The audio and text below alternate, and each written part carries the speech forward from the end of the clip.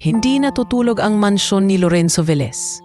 Kahit gabi na buhay ang ilaw sa bawat bintana, parang ayaw nitong magpasilip ng kahit anong dilim. Sa malayong tingin, mukha itong palasyo na hinugot sa ibang mundo. Pero para kay Lorenzo, isa lang itong malaking bahay na bihira niyang maramdaman na bahay. Nasa harap siya ngayon ng salamin sa walk-in closet. Isinusuot ang itim na tuxedo na pinili ng personal stylist niya. Maingat niyang inaayos ang necktie, sinusubukang akpan ang bahagyang panginginig ng kanyang mga daliri. "Sir, okay na po ang mga bisita sa baba," sabi ni Ramon Ilustre, ang long-time driver bodyguard niya na nakatayo sa may pinto. Matipuno, nasa late 40s at sanay sa katahimikan si Ramon, pero kabisado niya ang bawat buntong hininga ng amo. Tumango lang si Lorenzo, hindi nag-angat ng tingin. Kompleto na ba ang board? Dumating na ba si Victor? Opo sir, naroon na po si Mr. Victor Velez, pati mga partners sa Singapore at Dubai. Nagpapakalunod na sa whiskey. Sagot ni Ramon, half biro, half totoo. Umangat ang gilid ng labi ni Lorenzo, pilit ng ngiti. As usual, habang inaayos niya ang cufflinks na may ukit na LV. Sumilip sa isip niya ang lumang larawan ng sarili. Payat na binatilyong nagbubuhat ng bayong sa palengke ng Malabon. Pawis na pawis, nangingitim ang kuko sa kalakal. Noon, kahit sumasakit ang balikat niya sa pagbubuhat, malinaw sa kanya ang pangarap. Ayoko nang tumanda sa ganito. Sir, putol ni Ramon sa katahimikan. Maganda po ang turnout ng gala. Lahat nag-uusap tungkol sa bagong housing project para sa informal settlers. Good press puto. Good press, mahinang ulit ni Lorenzo. Kung sana good din sa konsensya. Hindi agad nakaimik si Ramon. Mula sa kinatatayuan niya, kita niya ang bahagyang pagbigat ng mga mata ni Lorenzo. Yung tingin na parang may kausap na hindi nakikita. Sir, kailangan na po nating bumaba. Mahinahong paalala ni Ramon. Inaantay na po kayo ng host. Huminga ng malalim si Lorenzo at tumalikod sa salamin. Saglit na huminto sa may pinto. Tiningnan ang hallway na papunta sa kanyang private office. Nandun sa may sulok ng silid na iyon, ang isang lumang kahon na ilang beses na niyang binalak buksan pero lagi niyang tinatalikuran. Mamaya na, bulong niya sa sarili, sabay lakad pababa ng hagdan.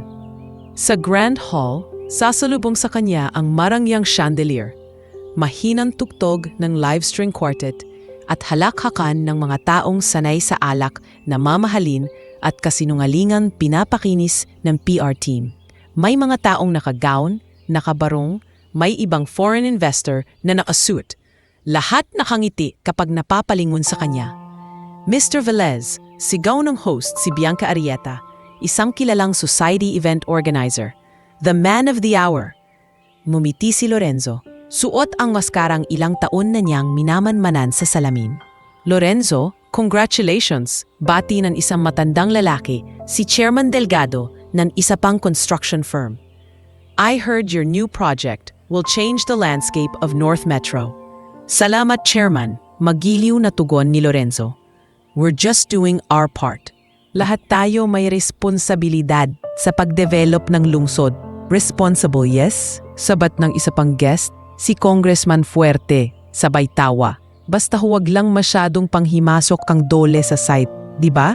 Sabay tingin sa mga kausap at nagtawanan ng ilan. Umalingaw-ngaw ang tawa sa paligid. Pero hindi nakitawa si Lorenzo. Sandali siyang natigilan, pero mabilis niyang tinakpan ang reaksyon. Safety is still our priority, Kong. Mahinahon niyang sagot. Aksidente ang pinakamahal na gastos. Hindi malaman kung biro ba o hindi ang tono niya. Nagpalit ng usapan ng mga bisita. Parang walang narinig. Sa isang gilid ng hall, nakapwesto ang ilang TV screen na nagpapakita ng corporate AVP. Video montage ng mga natapos na proyekto, mga award, at ilang testimonya ng mga masasayang pamilya sa low-cost housing nila. Pero sa tenga ni Lorenzo, tuwing may salitang safe at secure, parang may kumikislap na ibang imahe sa isip niya. Isang maingay na construction site, sigaw ng mga tao, tunog ng bumabagsak na bakal. Sir, wine? Alok ng waiter. Kinuha ni Lorenzo ang baso pero hindi uminom. Mamaya na, sabi niya, sabay lakad palayo sa kumpulan. Sinundan siya ni Ramon mula sa di kalayuan, naka-eagle eye sa mga galaw. Lumabas si Lorenzo sa veranda ng mansyon. Mula roon, kita ang mahabang driveway at ang mga ilaw ng lungsod sa malayo. Tahimik sa labas, malayo sa ingay ng gala. Doon lang siya nakahinga ng malalim. 11 years, bulong niya, parang kinakausap ang hangin. 11 taon na.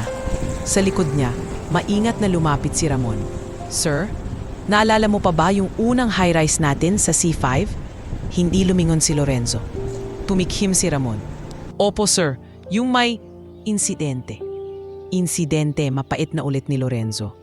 Ganyan lagi ang tawag natin, no? Insidente. Parang maliit na bagay lang. Tahimik si Ramon sandali. Hindi niya ugaling sumabat sa usaping ganito. Pero ngayong gabi, iba ang bigat ng hangin. Sir, hindi niyo naman. Hindi ako personal na nagpatumba ng scaffolding, Ramon. Putol ni Lorenzo. Bahagyang tumaas ang boses. Pero pinirmahan ko ang papeles. Ako ang pumirma sa memo na isettle quietly. Ako ang pumili na huwag ng imbestigahan ng mas malalim dahil magde-delay sa turnover. Ako yon. Napayuko si Ramon. Ilang beses na niyang narinig sa TV ang balita tungkol sa mga namamatay na workers sa ibang kumpanya. Kada maririnig niya ang mga salitang nahulog mula sa 18 palapag o nadaganan ng bakal. Napapansin niya kung paano titigil si Lorenzo at tahimik na magbubuga ng malalim na hinga. Sir, maingat nang sabi, nagbago na po ang mga patakaran ninyo mula noon. Lahat ng site ngayon may safety officer, may drills, may enough to make me look good. Wika ni Lorenzo, napapangiti ng mapait. Pero sapat ba para mabura yung nangyari? Yung isang pangalan na hindi ko pa rin kayang harapin? Bumigat ang katahimikan sa pagitan nila. Sa loob ng mansyon, maririnig ang mahinang palakpakan.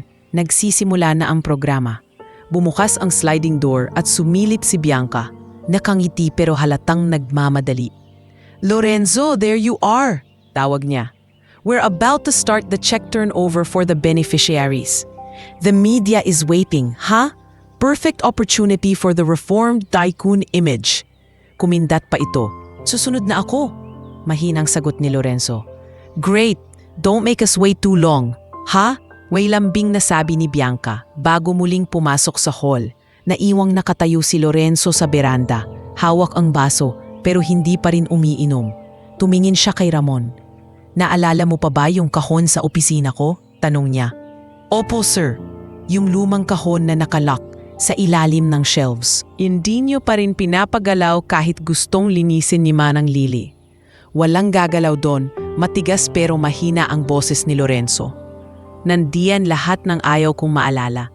Hindi na nagusisa si Ramon, pero alam niya, narinig niya minsan sa piraso ng usapan ng mga sekretarya na laman ng kahon ang lumang mga pahayagan, police blotter at internal incident reports tungkol sa unang malaking aksidente na kinasangkutan ng Veles Group. Ilang beses na niyang nakitang nakatitig si Lorenzo sa pinto ng opisina.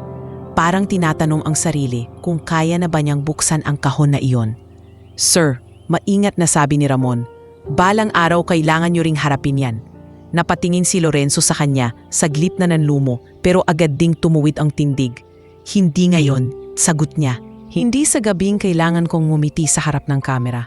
Nilingon niya ang loob ng mansyon, kung saan nakapila na ang mga camera crew at mga staff na may hawak na malaking mock check para sa mga benepisyaryo. Sa isang banda, proud siya sa nagawa niyang programang pangkawanggawa. Sa kabila, alam niyang may isang pamilya roon sa labas na hindi kailanmang nagkaroon ng pagkakataong tumanggap man lang ng makatarungang paliwanag. Higit pa sa pera. Halika na sir, sabi ni Ramon. Bahagyang yumuko, kailangan na nila kayo. Huminga ng malalim si Lorenzo. Itinago ang lahat ng emosyon sa likod ng sanay na ngiti at muling pumasok sa loob ng mansyon.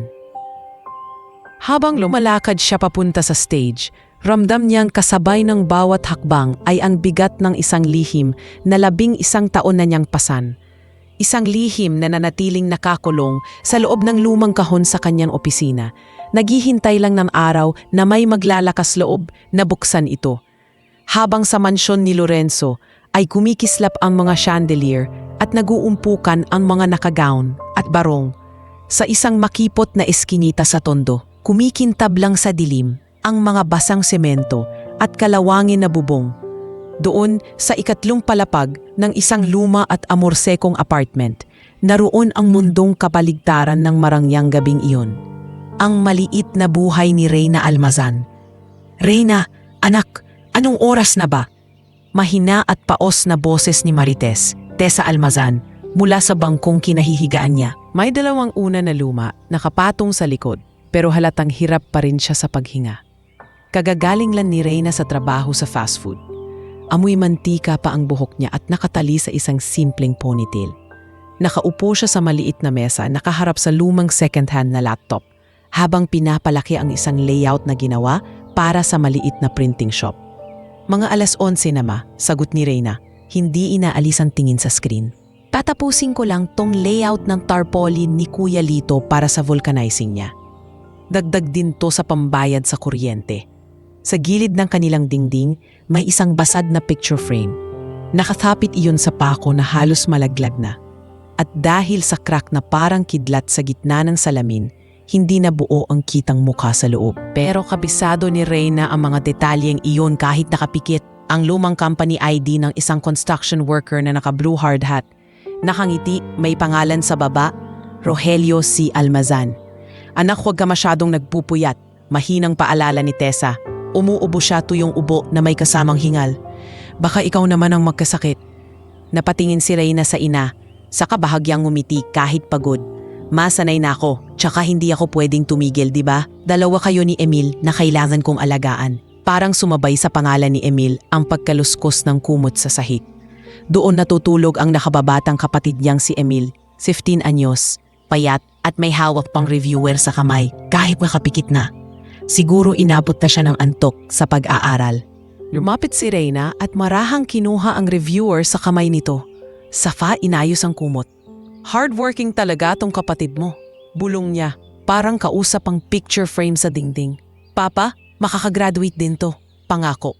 Umihip ang hangin mula sa bintanang halos hindi maisara. Dala ang tunog ng tricycle, sigaw ng nagtitinda ng fishball sa kanto, at paos na tawanan ng mga lasing sa baba. Sa gitna ng ingay na iyon, parang lalong lumilitaw ang katahimikan sa loob ng munting kwarto. "Reyna," tawag ni Tessa. Mas mahina pa kaysa kanina. "Naalala mo ba kung paano nag-iba ang lahat nung araw na yon?" Nanigas saglit ang balikat ni Reyna. Alam na niya kung anong araw ang tinutukoy ng ina. Yung araw na bigla na lang hindi na umuwi si Rogelio. Yung araw na dumating dalawang lalaki sa barong-barong nila noon. May dalang sobre at malamig na paliwanag. "Ayoko na siyang balikan, ma," mariing sagot ni Reyna, pilit na nakangiti. "Gusto ko na lang isipin na nagtratrabaho si Papa sa isang lugar na hindi na siya napapagod." Tumulo ang luha sa gilid ng mata ni Tessa. "Hindi ganun yon, anak. Alam nating hindi ganun." Pero bago pa lumalim ang usapan, may kumatok sa pinto. Sunod-sunod, parang minamadali. "Reyna, Tessa," sigaw ng boses ng landlady nilang si Aling Corazon mula sa labas. "Pwede ba kayong bumaba sandali?"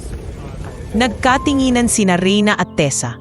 Mabilis na tumayo si Reyna, inayos ang t-shirt at tinanggal ang apron na hindi pa niya natatanggal mula sa fast food. Pinuksan niya ang pinto at sa labas ay nandoon si Aling Corazon, naka-duster, may hawak na envelope at nag-aapoy ang tingin sa kanila.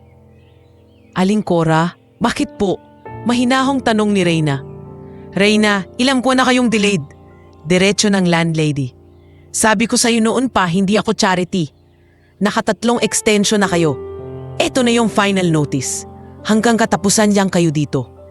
Parang biglang lumakas ang ugong ng mundo sa tenga ni Reyna.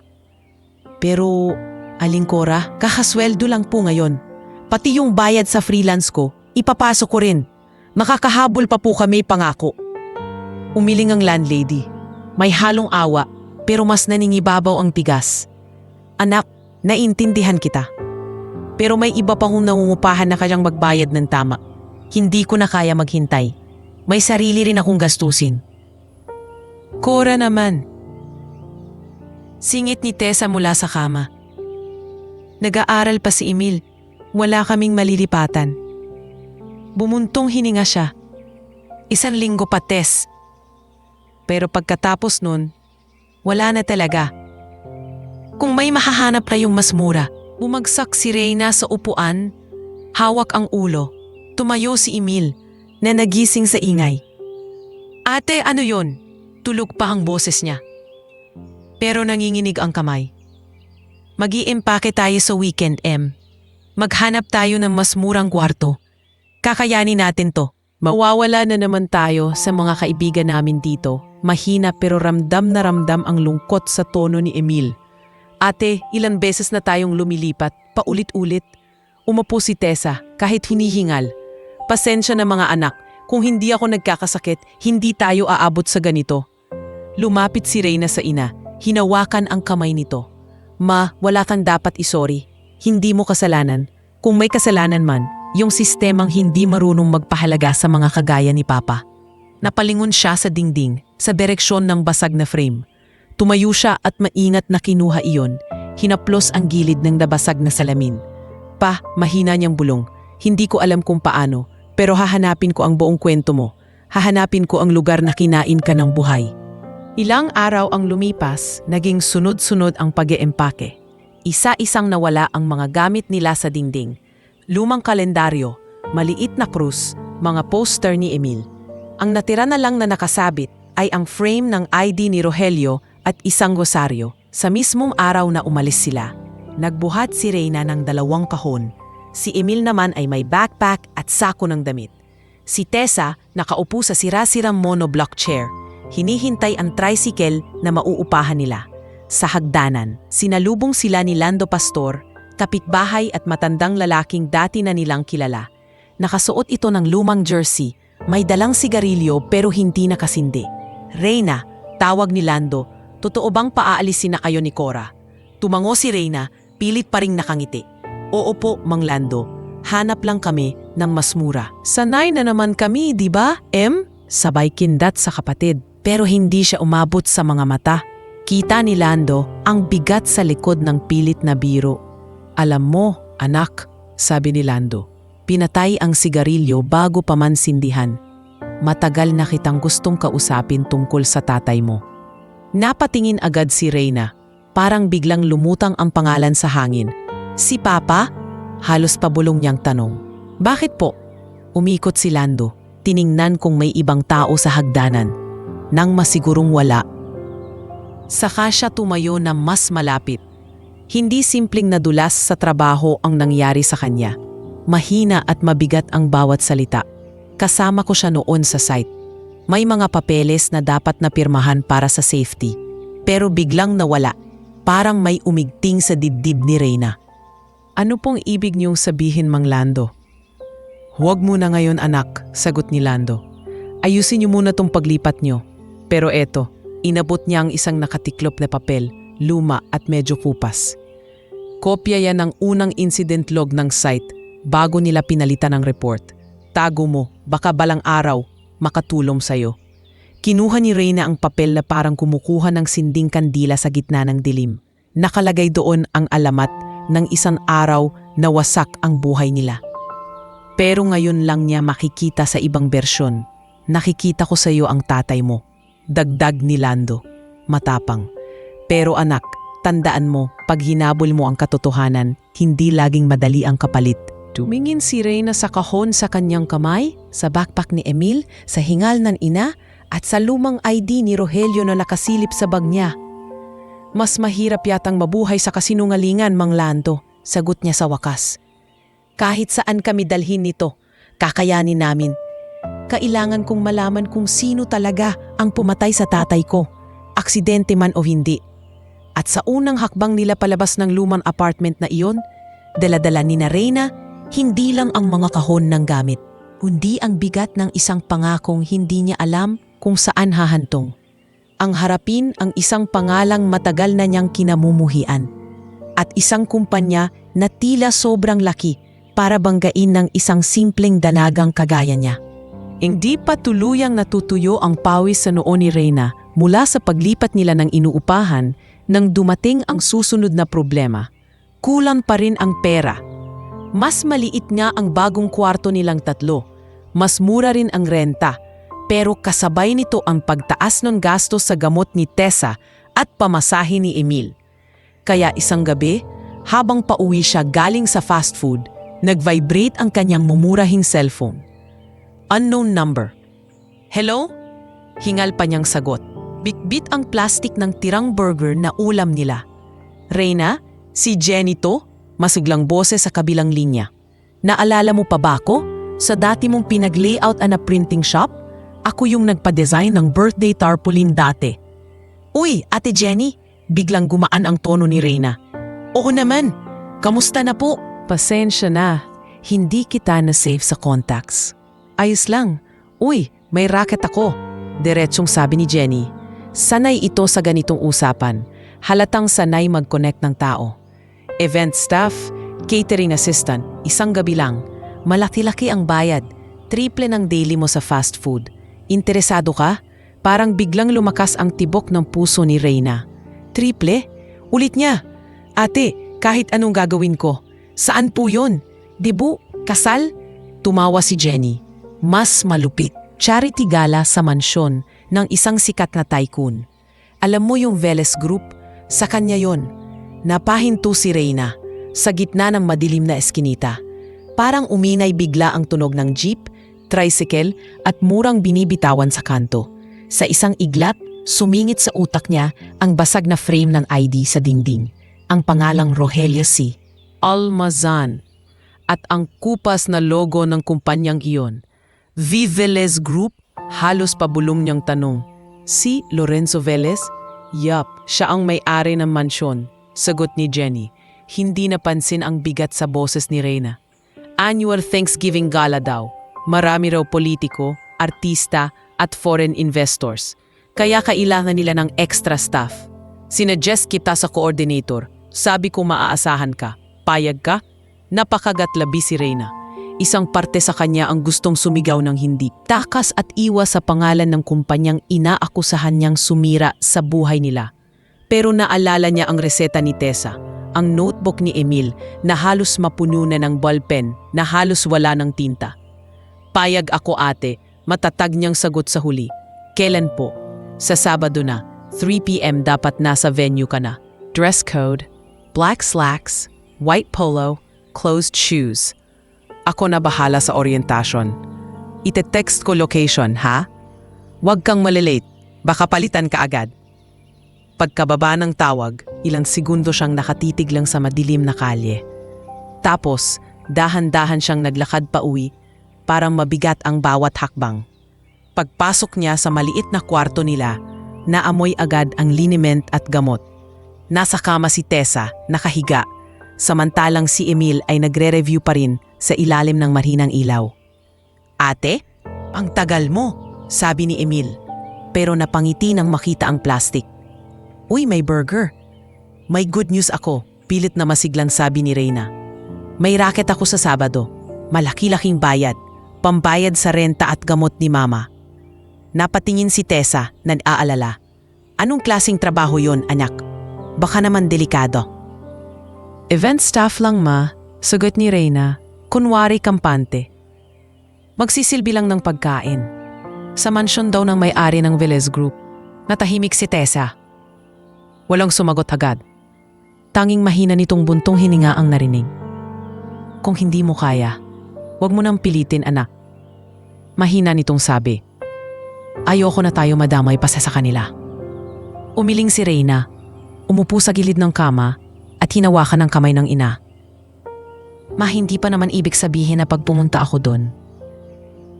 Papasukin ko agad ang gulo. Sabi niya, bagamat alam niyang hindi iyon totoo. Magtratrabaho lang ako. Kukunan ko lang ng lakas ang pagkakataon na to. Malay mo, may malaman ako, kahit konti lang. Tumingin si Tessa sa kanya. May luha sa mga mata. Hindi na mababalik ang papa mo, kahit ano pang malaman natin. Hindi na ako magpapanggap na hindi kita hinahanap. Dumating ang Sabado, sa harap ng malaking gate na may guardhouse. Natatayo si Reyna, Suot ang simpleng puting polo at itim na slacks na pinautang lang sa kanya ng kapitbahay. Nakaipit sa likod ang simpleng buhok at medyo luma na ang sapatos, pero pinilit niyang magmukhang maayos. Sa loob ng malaking gate, tanaw niya ang mansyon ni Lorenzo. Napakalaki, napakaputi, parang hotel. Ang malapad na driveway ay puno ng mamahaling sasakyan. SUV, sedan, imported sports cars. Nakapark ang mga ito parang display sa car show. "Reyna, dito ka!" Sigaw ni Jenny mula sa may gilid, bit-bit ang clipboard. Nakasuot ito ng all-black na attire. Mukha ng sanay sa ganitong klaseng event. Lumapit si Reyna, hawak ang maliit na backpack na parang lifeline. "Ayos, sakto ka sa oras," sabi ni Jenny, ngumiti. "O, ito ID mo." Isinuot ni Jenny sa kanya ang temporary staff ID na may nakasulat na Event Staff Catering. Habang iniikot sila ng coordinator sa paligid para sa briefing, napansin ni Reyna ang malaking tarpaulin sa lobby. Veles Group Annual Thanksgiving Gala. Building Safer Futures. May logo ng kumpanya, mga pangalan ng sponsors at sa pinakababa, maliit na text, "In honor of our hardworking builders." Safer Futures, mahina niyang bulong, napangiwi. Sana noon pa. "Okay, listen up," sigaw ng senior coordinator na si Clarice. Isang babaeng nasa 30s, istrikto ang mukha. "Hahatiin kayo sa 3. Bar area, main dining at VIP lounge. Rena, sa main dining ka. Kasama mo ang head chef, si Chef Basilio. Puro plated service ito, walang buffet. Intindihin ang table numbers. Walang matapunan, walang mababangga." Tumango-tango si Rena. Pilit minememorya ang instructions. Dinala sila sa kusina. Malamig dahil sa industrial aircon, pero mainit sa tensyon. Sunod-sunod ang utos, kalampag ng kawali, amoy ng steak at pasta, at ang mabilis na paglakad ng mga staff. "Chef, eto na po mga extra staff," sabi ni Clarice. Si Chef Basilio, medyo mataba, kalbo at may bigoting maputi, tumingin sa kanila. "O mga bata, dito mabilis ang galaw. Pag sinabing labas, labas agad. Walang selfie-selfie sa mga artista. Dito kayo sa line." Habang kinukuha niya ang tray, napansin ni Reyna na may 2 kusinero sa gilid na nagbubulungan. Si Chef Basilio at ang isa pang senior staff. "Naalala mo pa ba ang lumang kaso? Chef," bulong ng isa. Hindi alam na naririnig sila ni Reyna. Yung worker na nahulog sa unang tower. Buti na lang at mabilis kumilos ang legal. Kung hindi, baka wala na tong mga event na ganito. "Shh!" Saway ni Basilio, pero sumagot din. "Tapos na yon. Matagal lang inayos ni Mr. Veles yon. Ayaw na niyang pinag-uusapan yan." At hindi niya alam na sa gabing iyon, ang pagdadala niya ng lumang ID na iyon sa loob ng mansyon, ang magiging simula ng pagkakabukas ng isang lihim na 11 taon nang nakatago. Mula sa koridor na puno ng framed photos, narinig ni Reyna ang pagtawag ng coordinator sa malayo. "Event staff, balik na sa positions, main course na." Mabilis niyang itinupi ang kopya ng incident log at ibinalik sa backpack. Pero hindi niya maibalik ang kumakabog na dibdib. Uling tiningnan niya ang frame ng Venice Tower Phase 1 bago tumalikod at muling binalikan ang kusina. Sa loob, tuloy-tuloy ang galaw. Si Chef Basilio ay parang maestro na nagdidirekta ng orkestra. "Table 3, steak. Table 5, salmon. Huwag kayong tatanga-tanga, may mga foreigner tayo ngayon." Sigaw nito. "Reyna, dito ka," sabi ni Clarice. Sabay abot ng tray na may 3 plato. "Hatid mo sa table 7, near the left side ng stage. Ingat ka, yan ang mesa ng mga board members at ilang VIP." Huminga ng malalim si Reyna at kinuha ang tray. Habang naglalakad palabas ng pusina, ramdam niya ang bigat nito sa anyang braso, pero mas mabigat ang daladala niyang tanong sa loob. Pagbukas ng double doors, sinalubong siya ng liwanag ng Grand Hall. Chandelier, puting mantel sa bawat mesa. Mga bulaklak sa gitna, mga bisitang nakangiti at nagtatawanan.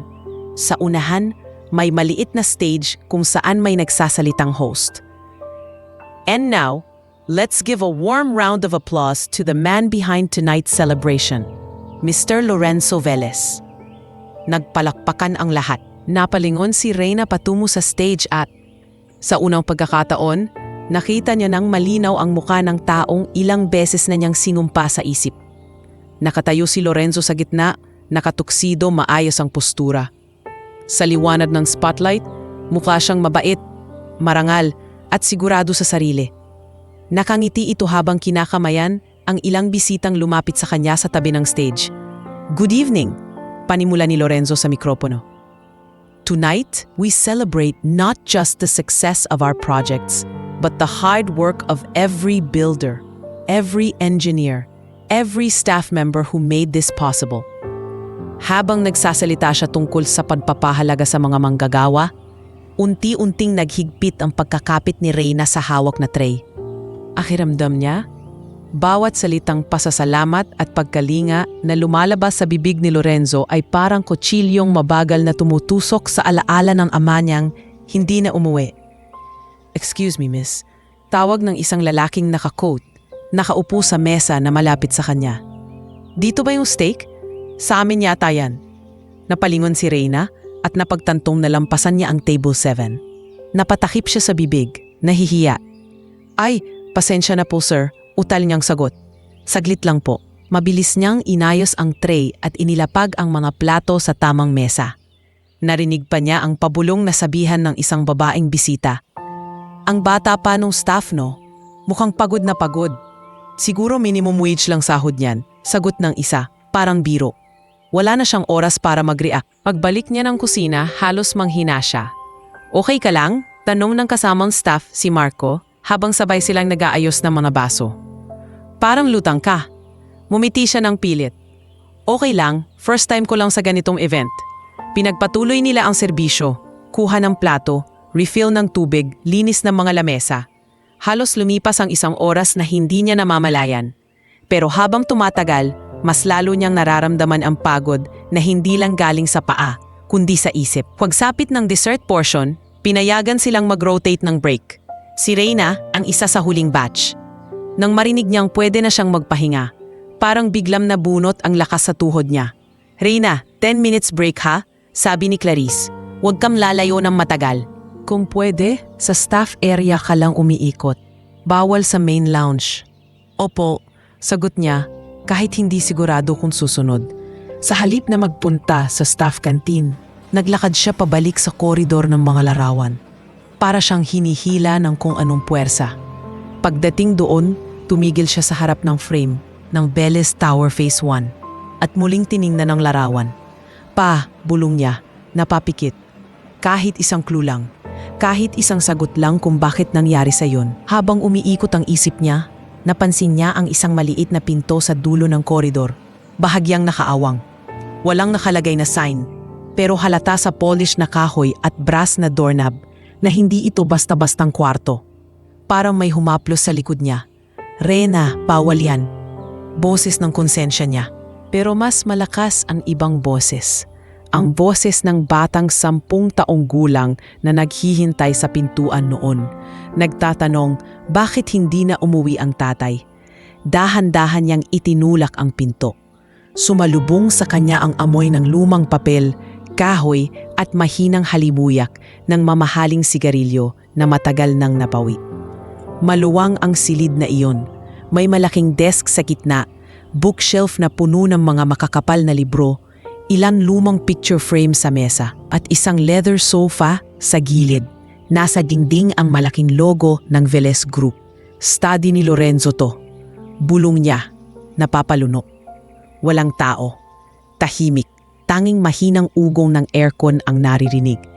Mabilis niyang isinara ang pinto, pero hindi niya ito nilock. Humakbang siya papasok na parang batang natatakot maabutan, pero determinado. Pumigil siya sa harap ng mesa. May ilang dokumento, ballpen, at isang bukas na black notebook. "Hindi," bulong niya sa sarili. "Hindi ako magnanakaw ng sekreto. Hindi iyon ang punto." Sa halip, umupo siya sa gilid ng leather sofa. Doon, kinuha niya ang backpack, binuksan ito at isa-isang nilabas ang laman.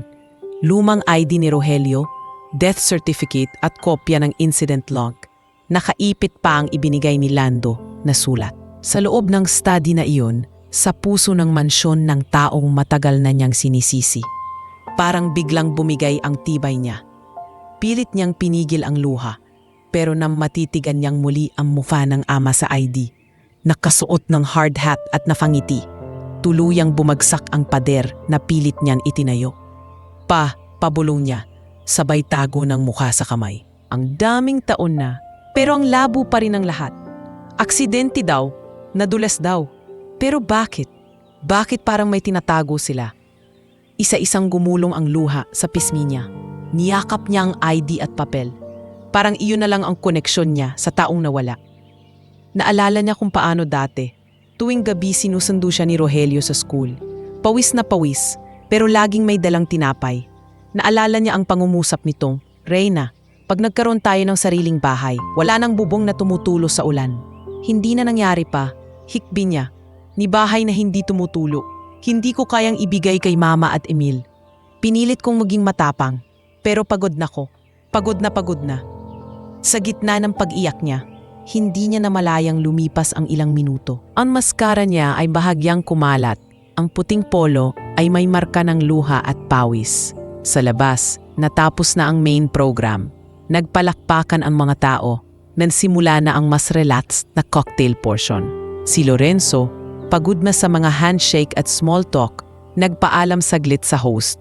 Bianca, I just need 5 minutes. Sabi niya, magpapalit lang ng jacket sa study. Sure, Lorenzo. Sagot ni Bianca na kangiti. We'll handle the guests here. Lumakad si Lorenzo sa koridor. Sinasabay ang pag-unat ng leeg. Sa isip niya, naroon na naman ang lumang kahon sa sulok ng study. Mamaya, titingnan ko, pangako niya sa sarili. Kahit ilang beses na niya itong sinabi. Paglapit, sinabi ko nang laging nakalaktong. Itinulak niya ang pinto at huminto ang mundo niya. Sa loob ng silid sa harap ng sofa, may isang dalagang hindi niya kilala. Nakaputing polo at itim na slacks na pang staff. Nakaupo, nakayuko, umuiyak ng tahimik. Sa mga kamay nito, mahigpit na yakap-yakap ang isang lumang ID at mga papel na pinagtagpi-tagpi. Nakakalat sa kandungan. Miss, automatikong sambit niya. Pero halos hindi lumabas ang boses. Dahan-dahang tumingala si Reyna. Namumugto ang mga mata. Nanginginig ang labi. Sa isang iglap, nagtagpo ang tingin nila. Ang mata ng isang lalaking may 20 taon nang nakalipas ang hirap at ang mata ng isang batang babae na pinilit tumanda ng masyadong maaga.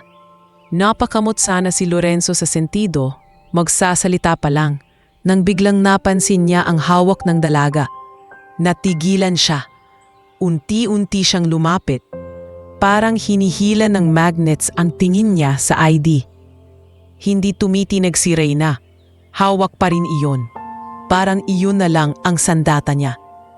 Paglapit ni Lorenzo, nabasa niya ng malinaw ang nakalagay sa ID. Rogelio C. Almazan, Site Worker, Delis Tower, Phase 1. Parang may sumabog na bomba sa loob ng utak niya.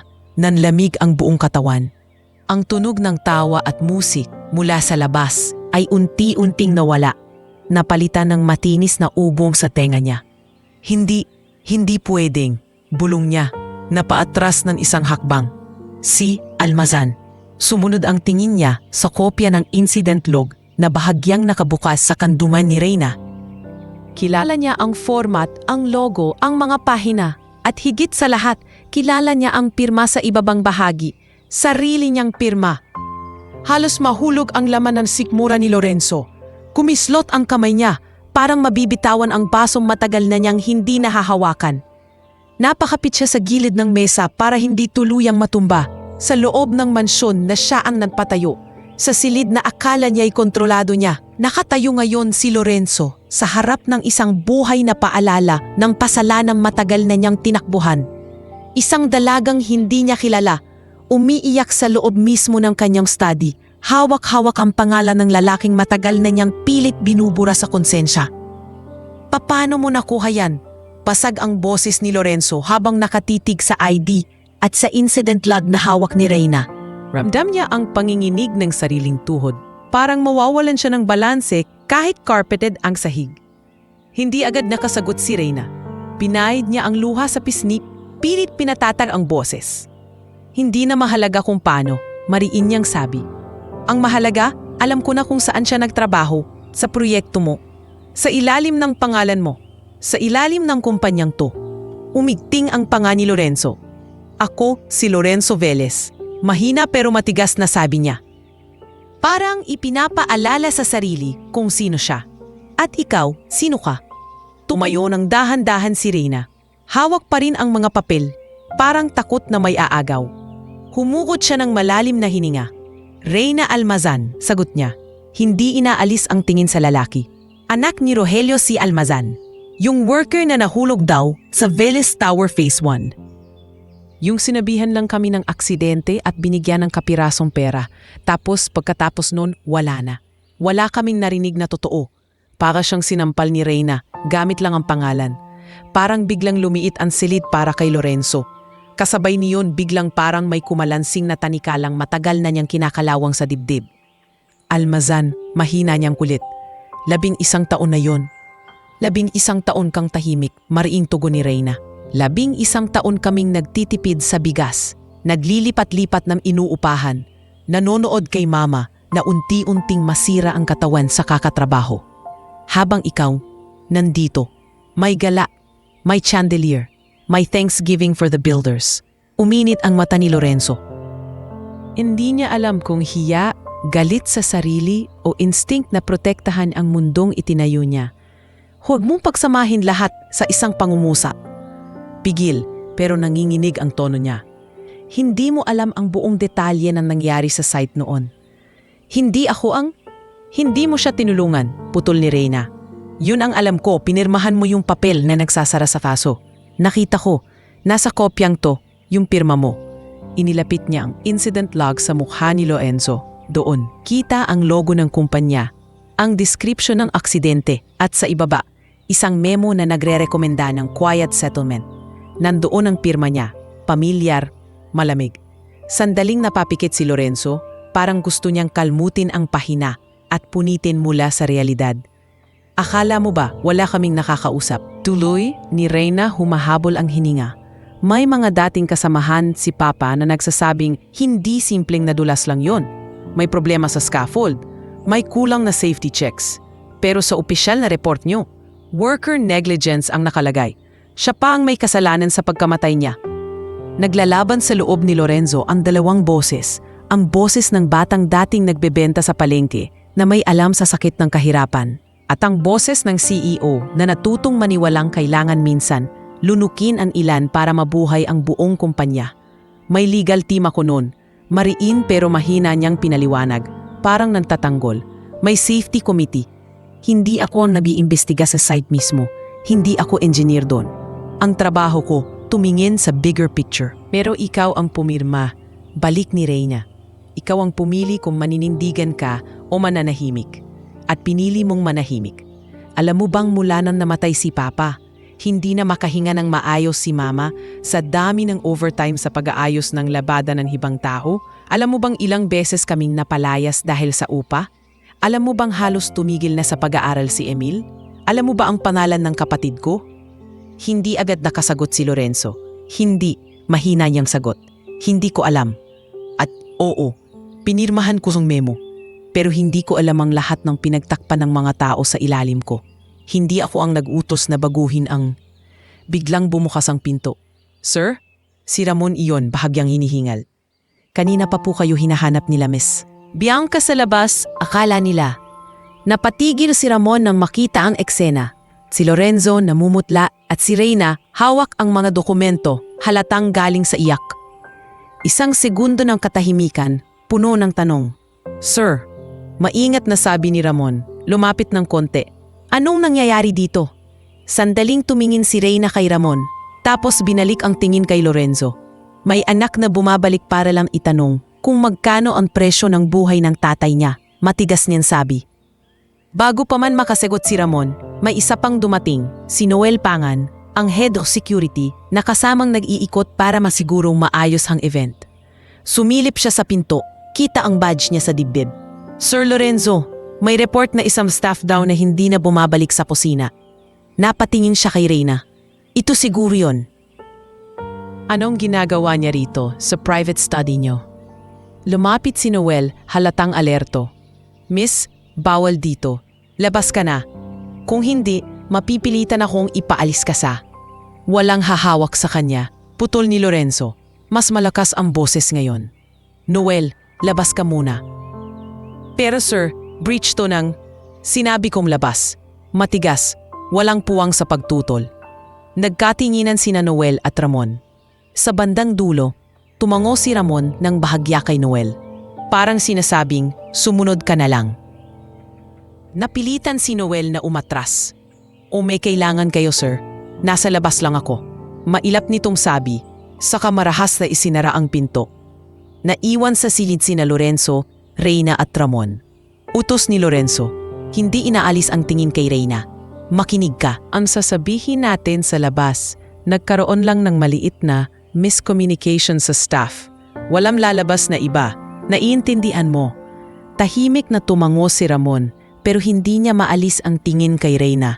Kita niya sa mga mata ng dalaga ang parehong galit at sakit na nakita na rin niya noon sa mata ni Lorenzo sa ibang konteksto. Anak ni Rogelio siya, dagdag ni Lorenzo, para kay Ramon. Parang may natuklap na lumang alaala sa mukha ni Ramon. Yung worker sir, sa unang tower? Ulong niya, Diyos ko, saglit na katahimikan. Sa huli si Reyna ang bumasag. Huwag kayong mag-alala, aniya, nanginginig pero matatag. Hindi ako mag-iingay dito sa loob ng mansyon nyo. Hindi ako manggugulo sa gabi nyo. Pero hindi ibig sabihin no natapos na to. Anong balak mong gawin? Tanong ni Lorenzo. Bakas ang kaba. Tingnan kung kaya pa kaming ituring na tao, sagot ni Reyna. Kung kaya niyong harapin ang ginawa nyo. Kung hindi, may ibang paraan para marinig ang kwento ni Papa. Hindi niya binanggit ang salitang media, pero malinaw ang banta. Si Ramon ang unang lumapit sa kanya. Maingat, parang lapit sa hayop na sugatan. Miss Reyna, mahina niyang sabi, maiksi lang ang oras natin ngayon. Pakiusap, umuwi ka muna.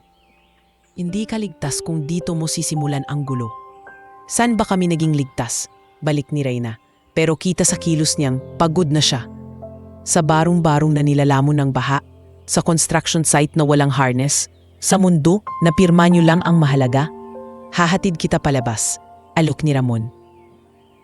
At saglit siyang tumingin kay Lorenzo, parang humihingi ng pahintulot. Tumango si Lorenzo, bagsak ang balikat. Siguraduhin mong makakauwi sila ng maayos. Sila? Agad nasita ni Reyna. Hindi ako mag-isa sa laban na to, Miss Cerveles. May ina ako, may kapatid. May mga taong kasama ng tatay ko sa site. Hindi na ako batang tahimik lang. Wala nang nasabi si Lorenzo. Habang binubuksan ni Ramon ang pinto para kay Reyna, napatingin siya sa mga papel sa kamay nito. Lalo na sa ID ni Rogelio. Parang sinasakal siya ng tanong na, ano bang mas mahalaga, ang imahe ng kumpanyang itinayungo o ang buhay na kinalimutan nito? Kinabukasan, maagang-maaga pa lang nasa boardroom na si Lorenzo. Walang gala, walang kamera, pero mas mabigat ang pakiramdam. Nandoon sina Mildred ko, ang HR head at si Attorney Celso Yatco, ang legal counsel, pareho'y may daladalang folder at laptop. Pinatawag ko kayo tungkol sa isang lumang kaso. Diretsong sabi ni Lorenzo. Walang paligoy-ligoy. Rogelio Almazan, worker sa Velez Tower Phase 1. Gusto kong makita ang buong file, incident reports, safety audits, settlement papers, lahat. Nagkatinginan sina Mildred at Attorney Yatco. Bahagyang kumurap si Mildred, saka siya unang nagsalita. Sir, kung di ako nagkakamali, part yan ng mga documents na na-archive noon. Magalang niyang sabi, pero ilang beses nang nagkaproblema sa old storage. May mga nasirang files noong bumaha sa lumang warehouse. Convenient, malamig na putol ni Lorenzo. Lahat ng ibang file nahanap natin, pero yung kaso ng worker na nahulog, yun pa ang nawala. Sumingit si Attorney Yatco, mahinahon pero halatang sanay sa ganitong sitwasyon. Sir, I understand your concern. Pero kung wala na talaga sa physical archive, titingnan namin kung may soft copy sa old system. Pero kung meron man, baka hindi na kumpleto. Mahirap nang ibalik ang kabuuan ng record. Siguraduhin nyo, mariing utos ni Lorenzo. Ayoko niyang makarinig ng salitang nawala, pag tao ang nakasalalay. May nagrereklamo po ba, sir? Tanong ni Mildred maingat. May lumapit ba sa inyo? Baka pwedeng i-handle namin sa HR, discreetly. Anak niya, sagot ni Lorenzo, walang paligoy. At hindi niya gusto ma-handle discreetly. Gusto niya ng katotohanan. Sandaling naging tahimik ang buong silid.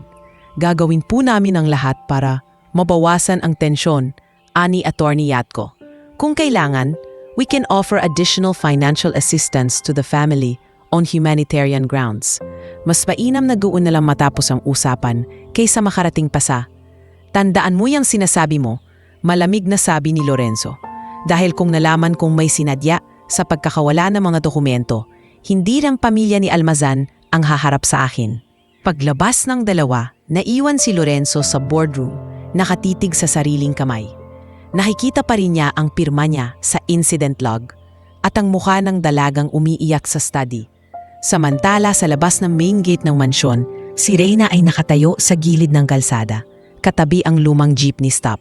Kagabi, matapos siyang ihatid ni Ramon palabas, inabutan siya ni Attorney Celso Yatko sa may driveway. Bit-bit ang isang envelope. Miss Almazan, magalang pero malamig ang tono ni Attorney Yatko. Naiintindihan ko ang pinagdadaanan mo. At kung tutuusin, hindi ka naman dapat umabot pa sa ganitong galit. May natanggap naman kayong settlement doon, di ba?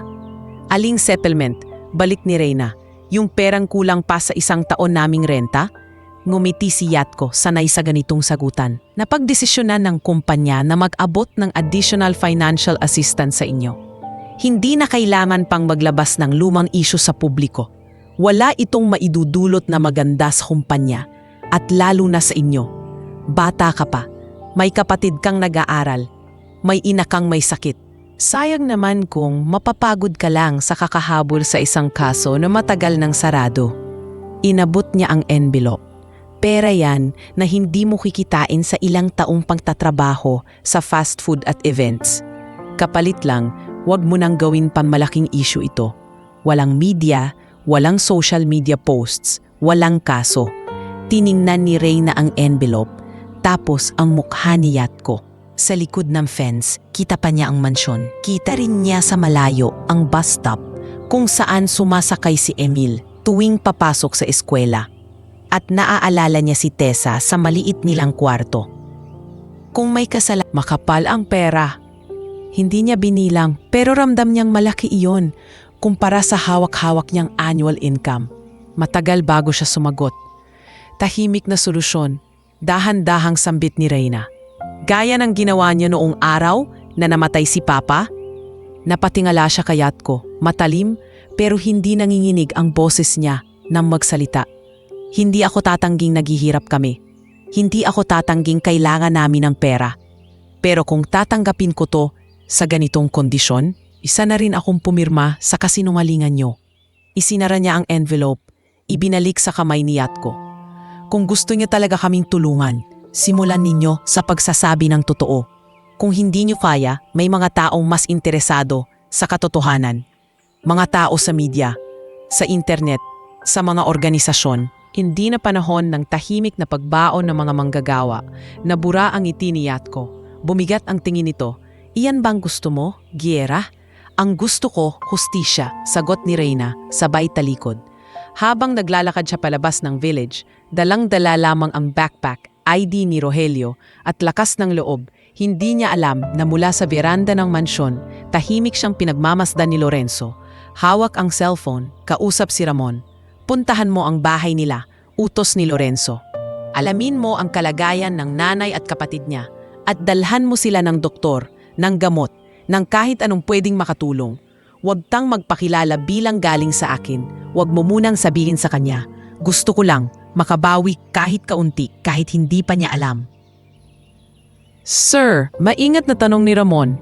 Ibig sabihin po ba nito, kakalabanin niyo na rin ang sarili niyong sistema? Tumingin si Lorenzo sa malayo, sa labas ng bakod ng sariling mansyon, na para bang ngayon lang niya talaga nakita ang mundong nasa labas. Siguro panahon na, mahinang sagot niya. Panahon na para minsan pumamig ako sa taong hindi kumikita sa mga desisyon ko. Hindi na naalis sa utak ni Ramon ang huling sinabi ni Lorenzo sa veranda. Panahon na para minsan pumanig ako sa taong hindi kumikita sa mga desisyon ko. Kinabukasan, hindi na siya naka-uniforme lang ng driver. Nakapolo siya at maong, bit-bit ang isang brown envelope at simpleng eco bag na may lamang mga gamot at vitamins. Sigurado ka na ba rito, sir? Tanong niya kay Lorenzo bago umalis, nakatayo sa may garahe. Hindi niyo man lang baka kausapin muna ulit si Miss Reyna? Hindi pa siya handa makausap ako, sagot ni Lorenzo. Nakasandal sa kotse, hawak ang tasa ng kape pero hindi iniinom. Pero hindi ibig sabihin nun na wala akong pwedeng gawin. Ikaw na muna ang tulay, huwag mong sasabihin galing sa akin yan. Paano ko sasabihin pag nagtaning sila? Usisa ni Ramon. Sabihin mong parte yan ng isang community program ng Foundation Partners. Hindi naman kasinungalingan yun. Gagawa tayo ng totoong programa kalaunan. May bahagyang mapait na ngiti sa labi ni Lorenzo. Na yun pa lang, unahin na natin sila. Sa tondo, nagulat si Reyna nang may kumatok sa lumang pinto ng bago nilang inuupahan. Si Emil ang nagbukas. May dalang reviewer pa rin sa kamay. Kuya, sino po sila? Tanong ni Emil. Kita ang kaba?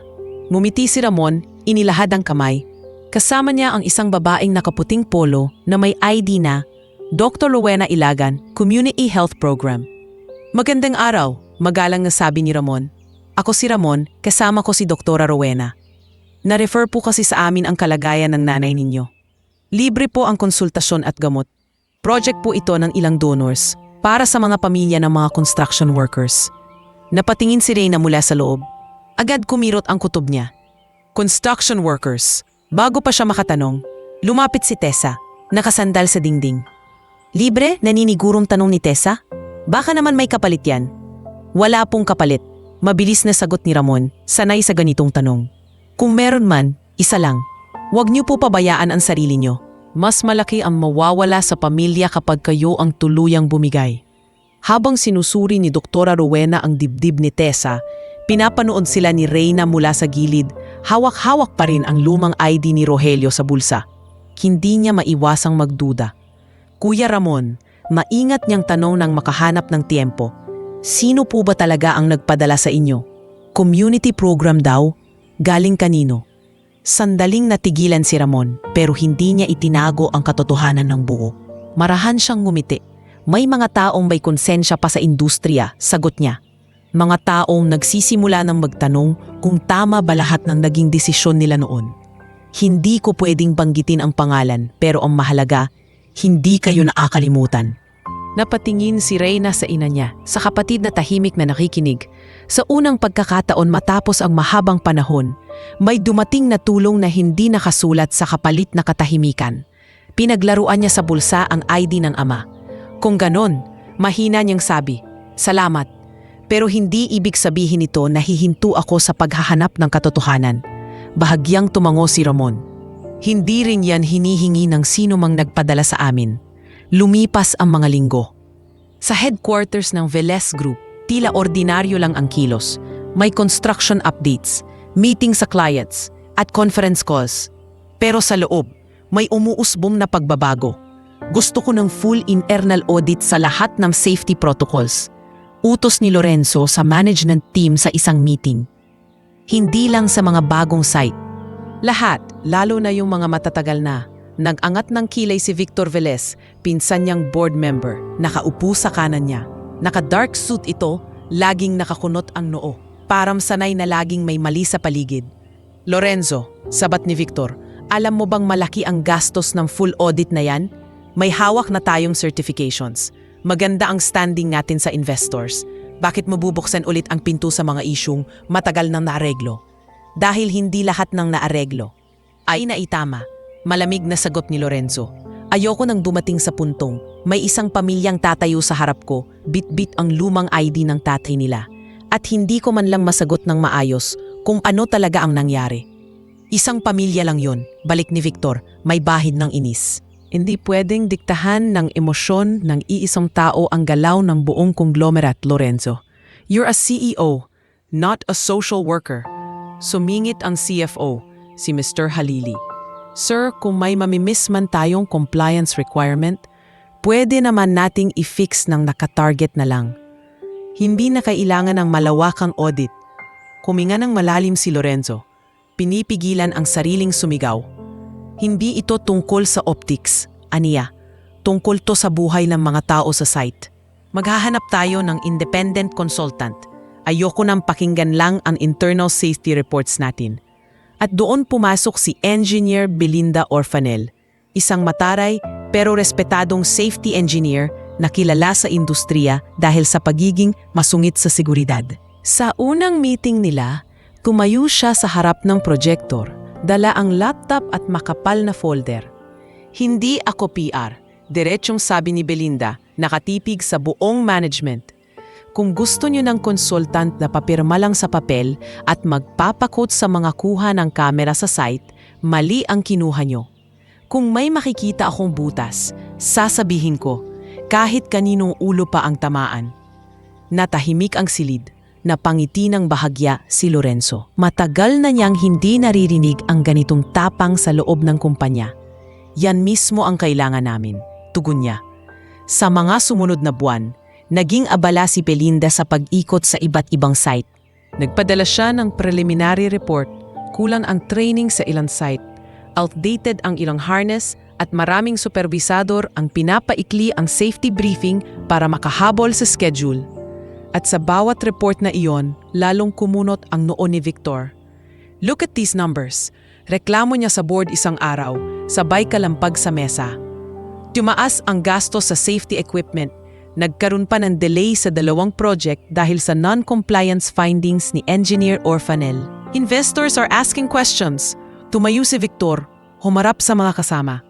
Kung ipagpapatuloy ni Lorenzo itong crusade niya, malulugi tayo. At pag nalugi tayo, sinong panalo? Yung batang sumulpot mula kung saan, anak ng isang worker na matagal nang patay, habang libu-libong empleyado ang mawawala ng trabaho. May ilang bumuntong hininga, may ilan namang nanahimik. Wala pang may lakas na harapang kumontra kay Victor, pero hindi din lahat kampante sa tono nito. Maybe, malumanay na sabi ng isa sa independent directors, may punto si Lorenzo. The industry is changing. Mas conscious na ang publiko sa workers' rights. Kung mauna tayo sa pagbabago, hindi ba't mas magiging sustainable tayo sa long term? Long term? Napailing si Victor. Hindi tayo aabot sa long term. Kung ngayon pa lang pinuputol na niya ang kita sa bawat buwan. Sa gilid ng silid, tahimik lang si Lorenzo, pinakikinggan silang lahat. Hindi siya sumagot agad. Pero sa loob niya, may nabubuong desisyon. Kung kailangan niyang ipaglaban ito kahit harapin ang sariling dugo, gagawin niya. Sa kabilang dulo ng lungsod, ilang buwan matapos ang gabing iyon sa mansyon, dumating ang isang liham kay Reyna. Nakaselyo, galing sa isang state university. Nasa trabaho siya sa fast food. Nagsundan siya ni Emil, hingal na hingal, bit-bit ang sobre. Ate, sigaw ni Emil sa labas ng counter. May sulat ka galing sa universidad. Nagmamadaling lumabas si Reyna sa likod. Pinagalitan pa ng branch manager, pero sa kanan niya yun aalalahanin. Kinuha niya ang sobre, nanginginig ang kamay. Ano to? Bulong niya. Buksan mo na ate, sabik na sabi ni Emil. Pagbunit niya ng sobre, tumambad ang mga salitang hindi niya inakalang babasa niya balang araw. Malugod naming ibinababatid na ikaw ay napili bilang benepisyaryo ng partial scholarship grant sa kursong Civil Engineering Evening Program. Parang umikot ang mundo. Napaupo siya sa pinakamalapit na upuan. Sumunod ang luha, hindi katulad ng luha sa study ni Lorenzo, kundi luha ng gulat at kaunting pag-asa. Emil, Engineer M, nanginginig niyang sabi, Civil Engineering. Gamit ang pangalan ni Papa, magtatayo ako ng mga building na hindi basta bumabagsak. May nakalagay dyan, sino nag-sponsor? Tanong ni Emil, nakasilid sa sulat. Binasa ni Reyna ang lower part, Anonymous Corporate Donor through Workers' Families Educational Fund. Binigkas niya. Workers' Families. Sumagi sa isip niya si Ramon, si Doktora Rowena, ang misteryosong community program. Napakagat siya sa labi. Kung sino man yon, mahinang sabi niya, tumayo at pinunasan ng luha. Salamat, pero hindi pa tapos to. Mag-aral ako, hindi para magpasalamat lang. Mag-aral ako para mas maintindihan kung saan sila nagkulang noong araw na yon. Sa gabi, pag-uwi sa bahay, niyakap siya ni Tessa ng mahigpit. Anak, halos hindi makamagsalita si Tessa sa saya. Engineer ka na balang araw. Mas mataas pa sa pangarap ng papa mo para sa'yo. Para sa kanya to, ma, sagot ni Reyna. Para sa lahat ng kagaya niya. Habang abala si Reyna sa pagtatrabaho sa umaga at pag-aaral sa gabi, abala rin si Lorenzo sa pagbuo ng bagong muka ng kanyang kumpanya. Ngunit sa bawat hakbang niya, kasabay ang anino ni Victor. Isang gabi, matapos ang isang tense na board meeting, sinalubong siya ni Victor sa hallway. Isang tanong lang, Lorenzo. Malamig na sabi ni Victor. Nakatukod ang dalawang kamay sa bulsa. Hanggang saan mo balak dalhin tong pagdudumi mo sa sariling bakuran? Hanggang sa mapahiya tayo sa publiko? Hanggang sa bumagsak ang shares natin? Tumingin si Lorenzo sa pinsan. Hindi na umiwas. Kung may dudumi man sa pangalan ng kumpanya, hindi yung pag-aamin ng pagkakamali. Mahinahong sagot niya. Yung pagtatakip ang tunay na dumi. At alam mong mas marami kang alam tungkol doon kaysa sa akin. Nagdilim ang mukha ni Victor. Mag-ingat ka sa paratang mo. Mag-ingat ka rin sa ginagawa mo.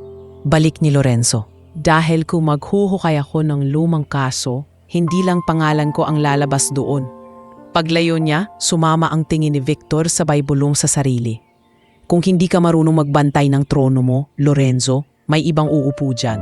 At sa likod ng mga salitang iyon, tahimik na nagsimulang ikutin ni Victor ang ilang board members. Pinupuno ng takot tungkol sa pagkalugi at imaheng nasisira habang sa labas ng boardroom may isang dalagang nag-aaral sa ilalim ng ilaw ng library.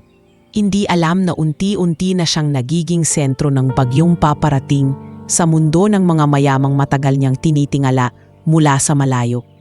Makalipas ang 3 taon, ibang-iba na ang takbo ng araw ni Reyna Almazan. Kung noon ay takbo siya mula fast food papuntang maliit na kwarto, ngayon ay takbo pa rin, pero mula sa universidad papunta sa construction site, hawak ang hard hat imbes na tray at may nakaprint na plano sa braso imbes na order slip. Engineer na ate? Biro ni Emil isang umaga habang sabay silang nag-aalmusal ng pandesal at instant coffee. Mukhang bagay sa'yo yung hard hat. Mas bagay pa kaysa sa hairnet dati. Hindi pa OJT pa lang, sagot ni Reyna. Pero hindi na maitago ang bahagyang ngiti. Suot niya ang polo shirt na may logo ng universidad at ID na may nakasulat, Civil Engineering Internship. Nasa dingding pa rin ang basag na frame ng IB ni Rogelio.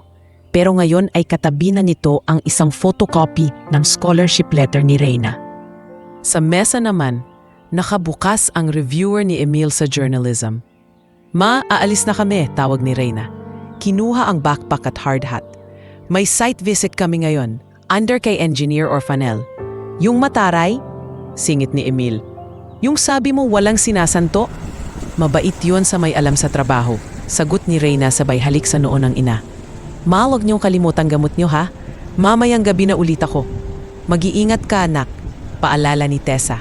Alam mo na, takot ako sa mga matataas na lugar. Parang lagi kang malapit sa bangin. Ngumiti si Reyna, pero may dumaan pa rin kilabot sa likod niya. Hindi ako papayag na mangyari sa iba ang nangyari kay Papa. Ma, yun ang ipinangako ko. Sa site ng bagong proyekto ng Velez Group sa North Metro, maalikabok pero organisado. May tarp na nakasabit sa gate. Safety first always. PPE required beyond this point. Sa gilid may nakapaskil na mga safety procedures na malinaw ang print at hindi basta pahapyaw lang. Nang dahil sa'yo yan pa, bulong ni Reyna sa sarili habang inaayos ang hard hat, o dahil natakot silang may sumunod pa sa'yo. Reyna, tawag ni Engineer Belinda Orfanel patalapit. Naka-safety vest siya, naka-harness at may hawak na checklist.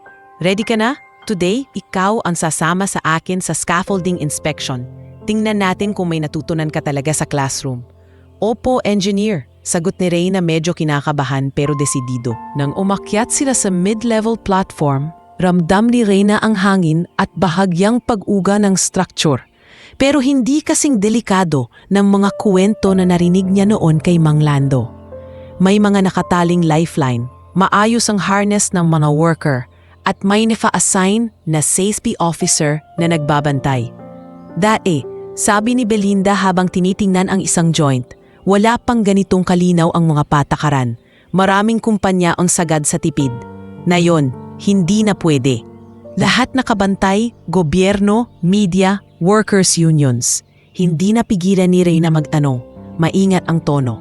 Ma'am, sa tingin niyo po ba nagbago na talaga ang Velez Group? O natuto lang magtago? Tumingin sa kanya si Belinda. Saglit na tumahimik. Alam mo, di ako papayag maging consultant dito kung hindi ko nakita ang effort ni Lorenzo. Hindi siya perpekto. Malayo pa nga. Pero hindi lahat ng CEO papayag na pukpukin ko ng ganito ang sistema nila. Sa ngayon, mas ligtas na ang mga tao rito kaysa sa karamihan ng site na napuntahan ko. Pero hindi ibig sabihing wala ng butas. Parang tugon sa sinabi niya, napatingin si Reyna sa kabilang dulo ng scaffolding. May napansin siyang kakaiba. Isang bahagi ng platform na nakausli. May ilang metal planks na hindi maayos ang pagkakalapat. At isang worker na nakaapak sa gilid, nagbubuhat ng sako ng semento. Ma'am, mabilis na sabi ni Reyna. Tingnan niyo po yun. Napakunot ang noo ni Belinda. Sandali. Binuksan niya ang radyo. Safety. Status ng scaffolding B-side. Ma'am, okay naman po sa report. Sagot ng boses sa radyo. Cleared po kaninang umaga. Hindi yan okay, singit ni Reyna. Hindi na nakapigil. Ingnan niyo po yung planks. Hindi pantay. At hindi yata nakapinang maayos. Pag nadulas yung worker na yon, diretso baba. Bago pa kumilos si Belinda, sumingit ang boses ni Ernesto Paderes, ang site supervisor. Nasa ibabang level pero malinaw ang sigaw. Naka-helmet, naka-vest, pero may yabang sa tindig. Hoy, intern! Sigaw niya. Anong ginagawa mo dyan? Huwag kang magpanik sa simpleng ganyan. Alam namin ginagawa namin. Huwag mo patigilin ang trabaho dahil lang sa classroom knowledge mo. Umalingaw-ngaw ang tawanan ng ilang worker na nakikinig. Ramdam ni Reyna ang pagtitig sa kanya. Pero nang makita niyang bahagyang lumaylay ang isang plank habang gumagalaw ang worker, biglang bumalik sa kanya ang imahe ng ID ni Rogelio. Ang salitang nahulog. Ma'am, hindi ito about sa classroom. Mariin niyang sabi, halos naninginig. Nakikita po natin, mali ang pagkakapit. Pag may bumigay dyan, hindi lang siyang babagsak pati mga nasa baba. Tumingin si Belinda kay Reyna, tapos kay Ernesto. Kita ang inis sa mukha ng supervisor. Anger, sigaw ni Ernesto. Sumusunod kami sa schedule. Pan pinatigil nyo to, madedelay tayo ng 1 linggo. Magagalit na naman ang taas. Malinis yung site ko. Pinapunan siya ng matalim na tingin ni Belinda. Hindi ko problema ang schedule kapag buhay na ang kapalit, Mr. Paderes. Kinuha niya ulit ang radyo. All workers on scaffolding B side, stop work and secure harness. Safety officer, puntahan agad ang upper platform. Hindi gagalaw ang sinuman hanggat hindi na inspeksyon yan. Nagbulungan ang mga tao. Kita sa mukha ni Ernesto ang pigil na galit. Engineer Belinda, with all due respect, simula niya. With all due respect, putol ni Belinda, malamig. Nakita ko na kung anong itsura ng site, na hindi pinatigil kahit may mali sa scaffold. Wala akong balak makakita ulit ng ganon sa kumpanya. Hindi yan swerte, singit ni Reyna. Mahina pero malinaw. Trabaho dapat yan. Umirap si Ernesto pero hindi na sumagot. Alam niyang wala siyang laban kay Belinda sa harap ng mga dokumentadong pagkukulang. Kinagabihan, habang nasa barracks office, pinatawag si Reyna sa maliit na conference room. Nandoon sina Ernesto at ang HR representative ng site, si Miss Liza. Miss Almazan, panimula ni Liza, profesional ang tono. Nakarating sa amin ang reklamo ni Mr. Paderes. Ayon sa kanya, sumusobra ka raw sa pakikialam sa operasyon, to the point na nadidisrupt ang workflow at moral ng workers. Disrupt? Napataas ang kilay ni Reyna. Ma'am, may kulang na bolt, may mali sa scaffold, pwede may namatay. Naagapan natin, singit ni Ernesto, halatang pigil ang inis. Dahil sa kanya, nabalam ang trabaho, nag-scramble ang schedule. Ilan araw ang dagok nito sa turnover. Kung ganito ng ganito, ang mga intern na sobrang sipag, hindi na tayo uusad. Ang trabaho ko bilang intern sa safety ay magsabi kapag may mali. Mahinahong sagot ni Reyna pero may diin. Kung ayaw nyo makarinig ng ganon, hindi safety ang problema nyo. Konsensya. Miss Almazan, putol ni Liza. Nagtatangkang maging middle ground. Naiintindihan ko ang intention mo. Pero tandaan mo, may hierarchy sa site, may proseso. Kung may nakikita kang mali, dumaan ka sa tamang channel. Huwag ka agad magbigay ng utos o magpakita na mas magaling ka sa supervisor. Hindi na sumagot si Reyna. Sa isip niya, naalala niya ang sinabing worker negligence sa report ng ama niya. Ilang beses kayang may nagsabing may mali, pero sinabihan lang ng dumaan sa tamang channel, hanggang may namatay. Pag-uwi niya, pagod na pagod ang katawan, pero mas pagod ang isip. Naglakad siya pauwi mula sa kayan. Hawak ang backpack na mabigat. Hindi sa libro, kundi sa bigat ng lahat ng napapansin niya. Isang gabi matapos ang shift sa site at maikling oras sa library, nagbukas siya ng email sa lumang laptop. Doon niya nakita ang isang bagong mensahe sa inbox. Walang kilalang sender. From unknown sender at protonmail.com. Subject, tungkol kay Rogelio Almazan. Parang huminto ang oras. Dahan-dahan niya itong kinlik. Miss Reyna, nakalagay sa unang linya, sa Filipino. Matagal ko nang gustong mapunta sa tamang taong ito. Sinundan iyon ng mga pangungusap na nagpapakilala sa nagpadala. Dating staff sa legal department ng Velez Group na matagal nang lumipat ng kumpanya. Ipinadala niya naka-attach ang scanned copy ng original incident report ng kaso ni Rogelio. Hindi yung binagong bersyon. Nakalagay doon, linyang scaffolding failure, incomplete safety inspection, missing lock pins. May pirma ng site engineer, safety officer, at isang timestamp bago ito na-revise. Naka-attach din ang settlement paper na pirmado ng isang representative ng pamilya. Hindi pamilyar kay Reyna ang pangalan. Malamang, kamag-anak nila noon sa probinsya na pinapirma ng hindi alam ang buong detalye. At sa dulo ng memo, sa isang piraso ng scanned na papel, naka-embed ang pamilyar na pirma, Lorenzo Velez, sa isang direktiba na proceed with quiet settlement per legal's rekomendasyon. Nangalog ang daliri ni Reyna. Pinindot niya ang zoom para mas malinaw ang pirma. Dito, hindi na galing sa sulok ng ID sa study ni Lorenzo. Malinaw na malinaw, maayos, walang bahid ng pag-aalinlangan. Siya talaga, bulong niya, napapikit. Siya talaga ang pumirma. Sabay pumasok sa isip niya ang mga naka-harness na workers sa site na yon. Ang tarp na may nakasulat na safety first. Ang mukha ni Engineer Belinda na todo sa pag-audit at ang libreng konsultasyon ni Doktora Rowena kay Tessa. Ang scholarship na natanggap niya, ang community program. Ano ka ba talaga, Lorenzo Velez? Tanong niya sa kawalan. Bumabawi o umiiwas lang sa mas malalim na kasalanan. Pinikip niya ang mga mata at hinawakan ang ID ni Rogelio na nakalagay sa tabi ng laptop. Sa unang pagkakataon, hindi lang galit ang naramdaman niya, kundi isang mas mahirap na kaaway, pagkalito. Kung si Lorenzo ang pumirma sa katahimikan noon, pero siya rin ang dahilan kung bakit mas ligtas ngayon ang mga site at may scholarship siya, paano niya ito haharapin? Kaaway ba siya o kasama sa laban? Habang nakaupo siya sa harap ng nag-iisang ilaw sa kwarto, nakatingin sa lumang laptop at sa malinaw na pirma, ramdam niyang hindi na sapat ang tahimik na pag-iimbak ng dokumento. Ang sugat na matagal na niyang bitbit sa puso, ngayon ay may pangalan, petsa at pirma. Handa nang ilabas sa mundong matagal na ring nagbulag-bulagan. Hindi na nakatulog si Reyna kinagabihan. Nakatulala lang siya sa lumang laptop. Paulit-ulit binabasa ang email at tinitingnan ang naka-attach na scanned documents. Ilang beses niyang pinalaki ang pirma ni Lorenzo. Parang umaasa na mag-iiba ang pangalan pag-zoom niya. Pero hindi, malinaw, matatag, walang pag-aalinlangan. Proceed with quiet settlement per legal's recommendation. Isang linya, pero buo ang epekto sa buhay nila. Bulong niya, pinisilang ID ni Rogelio. Hindi na to mananatiling tahimik. Kinabukasan, pagkatapos ng klase, tumambay siya sa maliit na kantin ng universidad kasama si Joel Redillas, ang working student na architecture major na madalas niyang kagroup sa mga project. Sanay na ito sa bigat ng kwento niyang pinapahapyaw lang.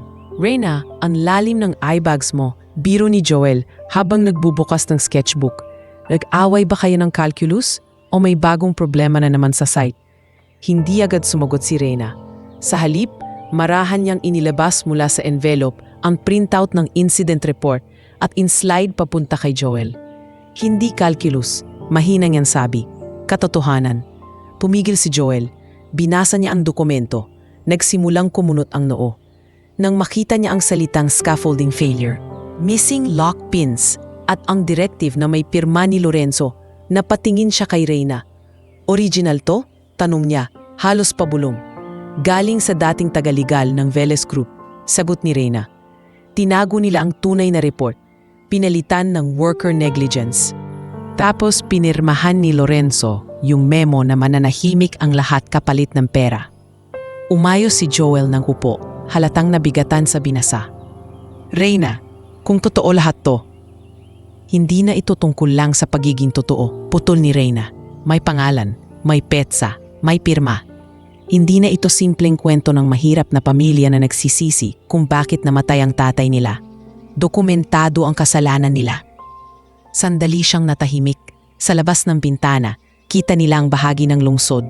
Mga gusaling nakatayo, karamihan gawa ng malalaking kumpanya gaya ng Veles Group.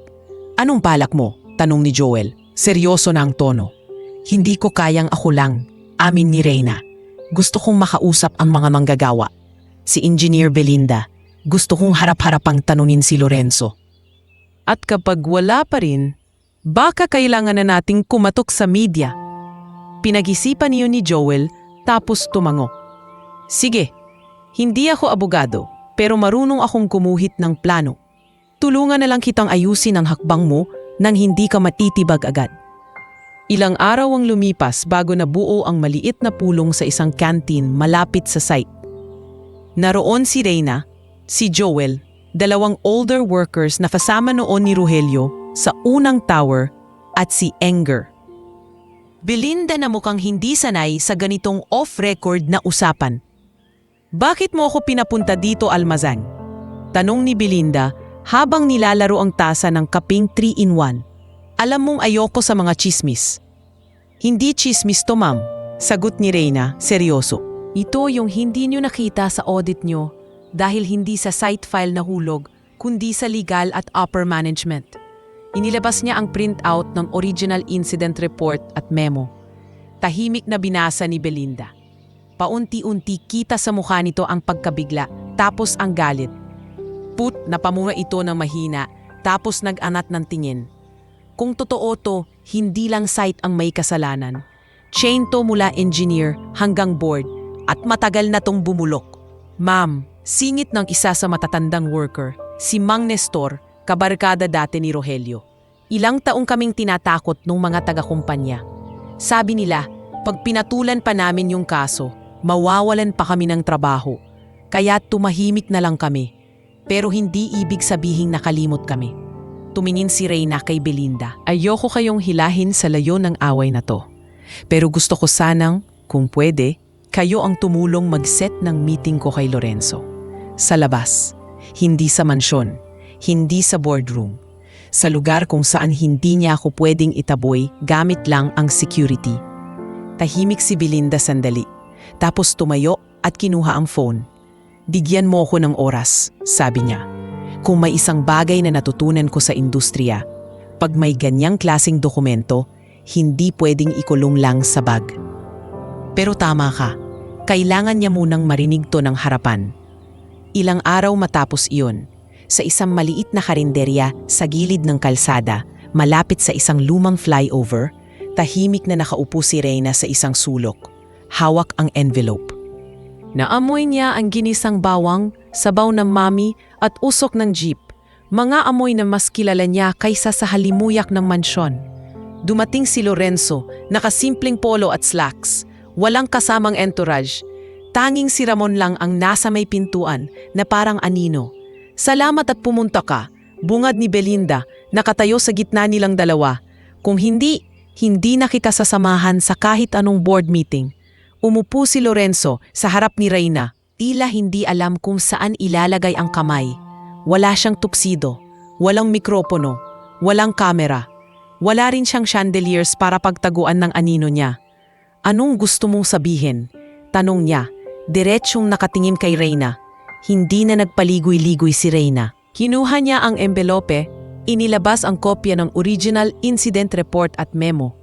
At dahan-dahang inilapag sa mesa, tamang harap kay Lorenzo.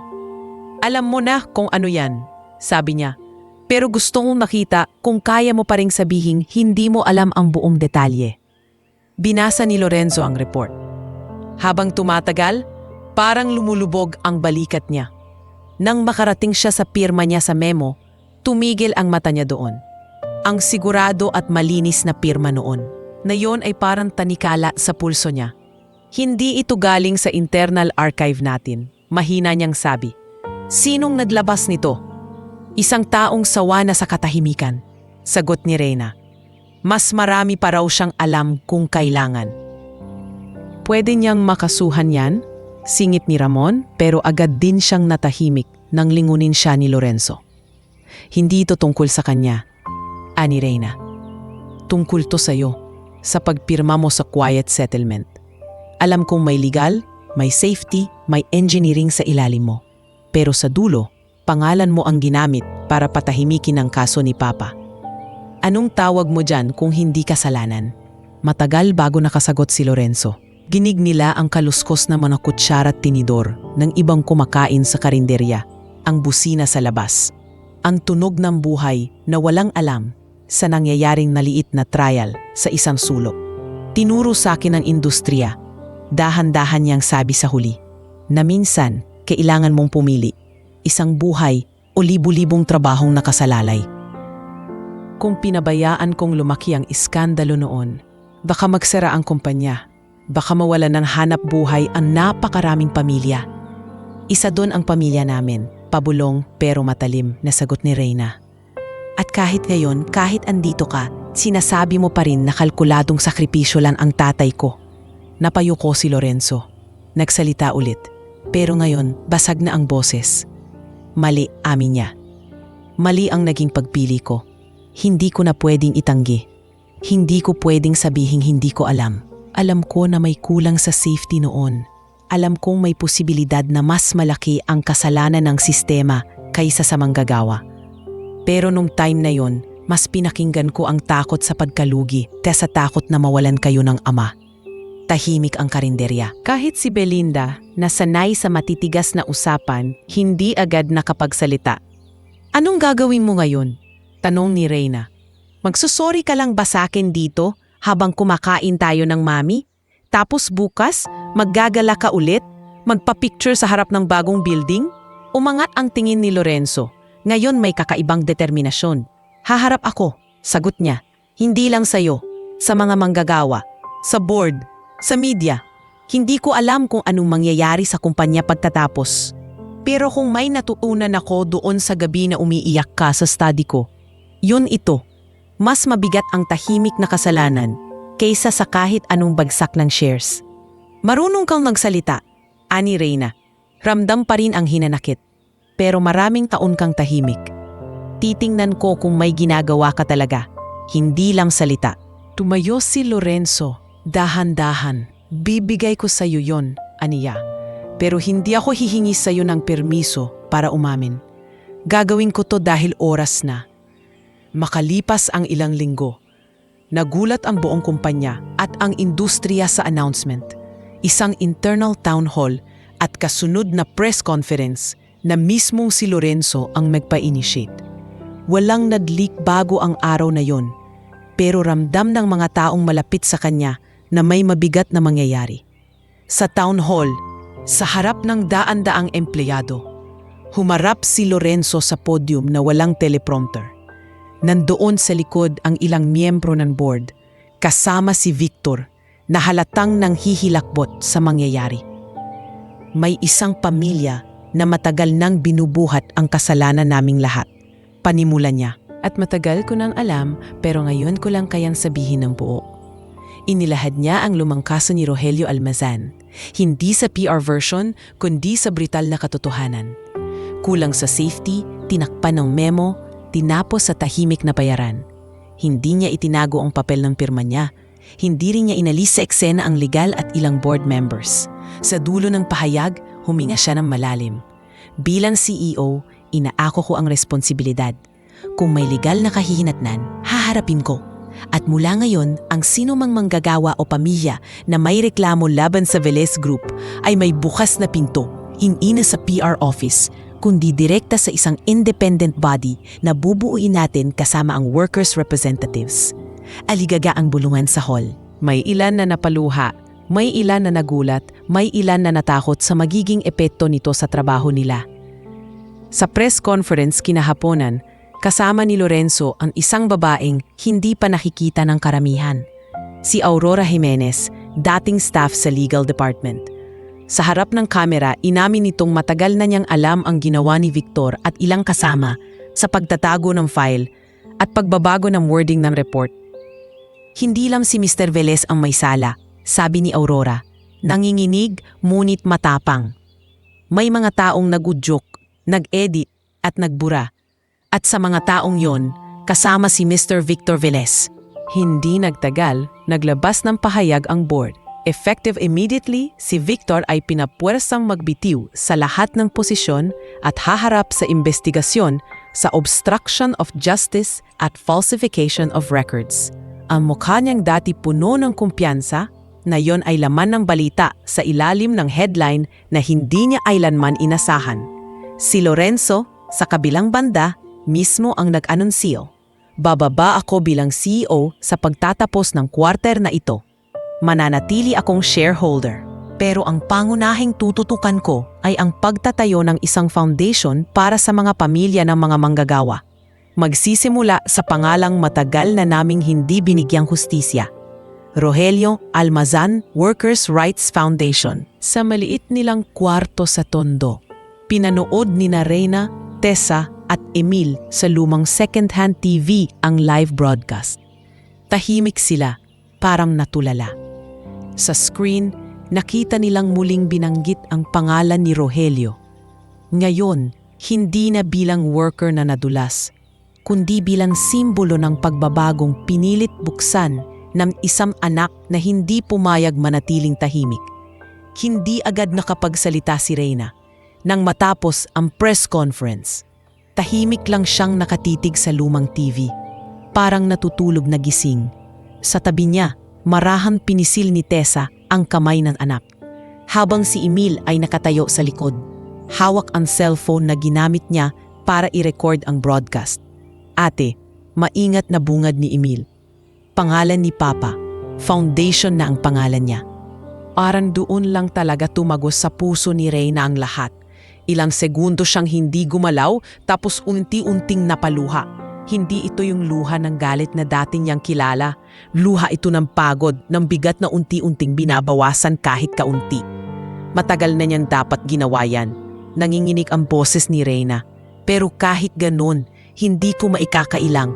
Ang laki ng implikasyon niyan, Anak, sambit ni Tessa, halos maiyak din. Hindi ko inakalang darating ang araw na maririnig kong binabanggit ang pangalan ng tatay mo sa TV. Hindi bilang balita ng aksidente, kundi bilang simbolo ng pagbabago. Umupo si Emil sa may paanan ng kama, nakatingin sa ate niya. Ate, journalist ako balang araw, di ba? Gusto kong ako ang magsusulat ng maayos at kumpletong storya ni Papa. Hindi yung 2 linya lang sa police blotter. Napangiti si Reyna sa gitna ng luha. Sige, sabi niya, isusulat mo ang version na hindi natakot. Nag-vibrate ang cellphone niya. Pagtingin niya, may nagpa-pop up na sunod-sunod na messages. From Joel, from Jenny, ang dati niyang naghanap ng racket sa event, at pati na mula sa ilang kaklase sa universidad. Joel, Reyna, napanood ko.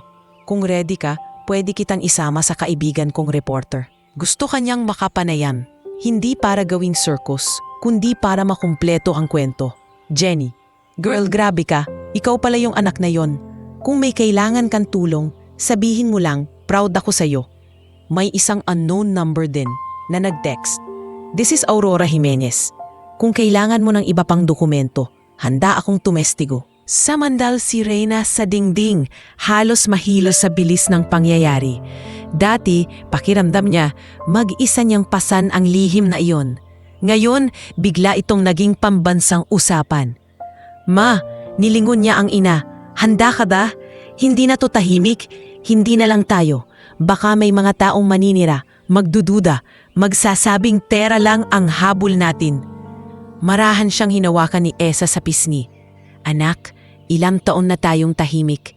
Hindi ko alam kung ilang taon na lang ang natitira sa lakas ko. Pero mas gugustuhin kong ubusin iyon, kakaharap sa katotohanan kaysa sa pagtulog sa kasinumalinan. Ikaw ang magdedesisyon.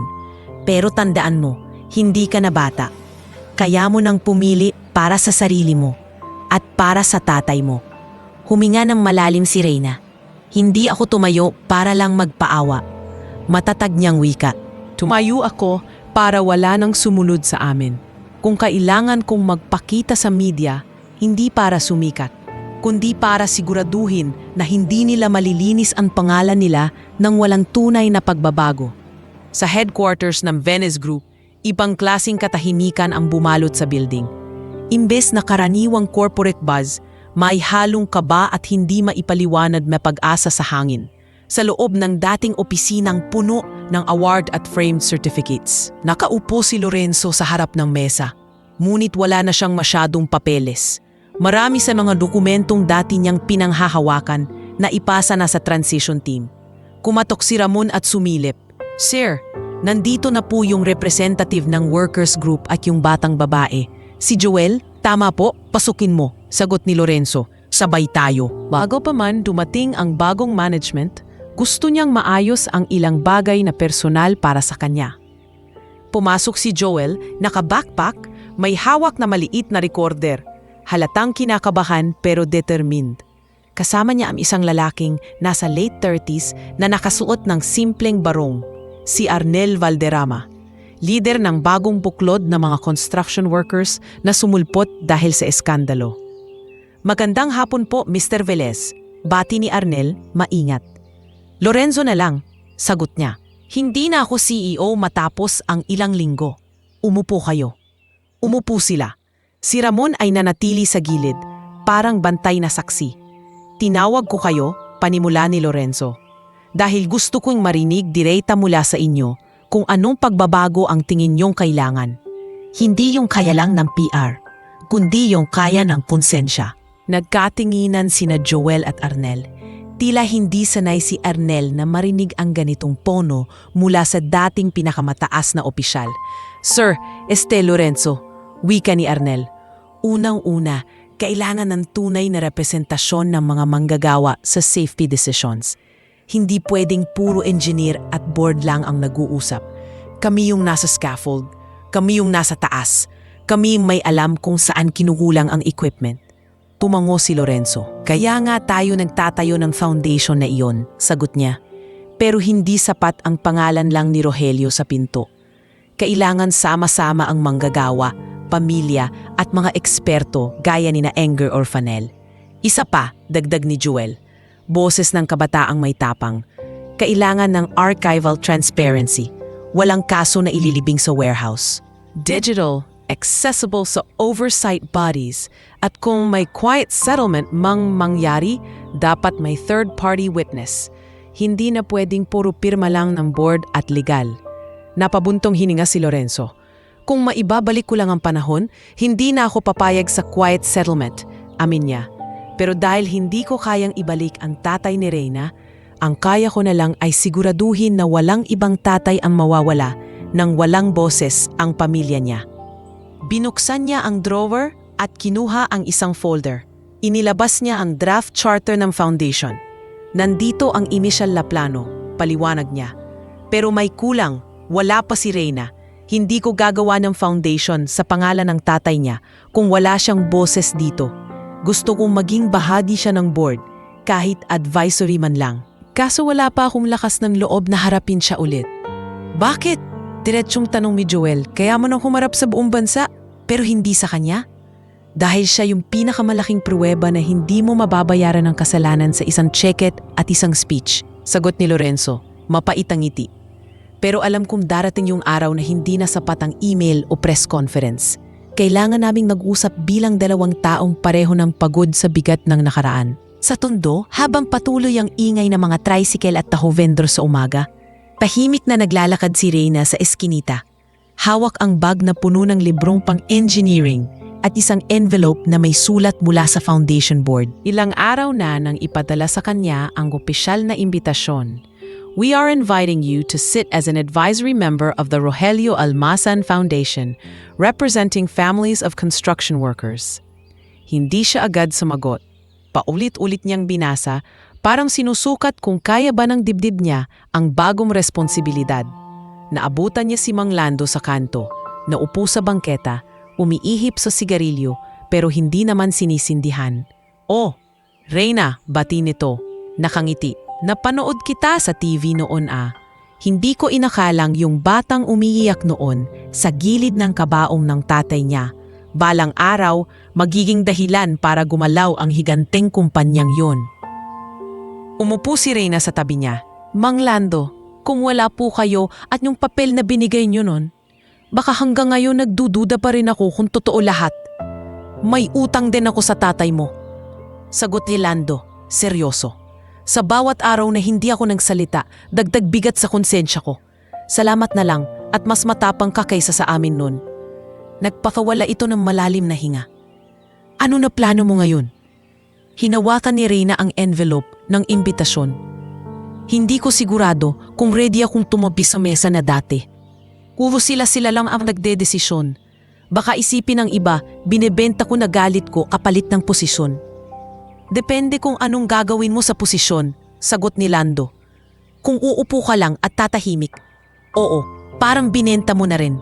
Pero kung uupo ka ron para ipagsigawan ang tinig namin, ang boses ng mga pamilya na parang hindi marunong magsalita noon, ibang usapan yun."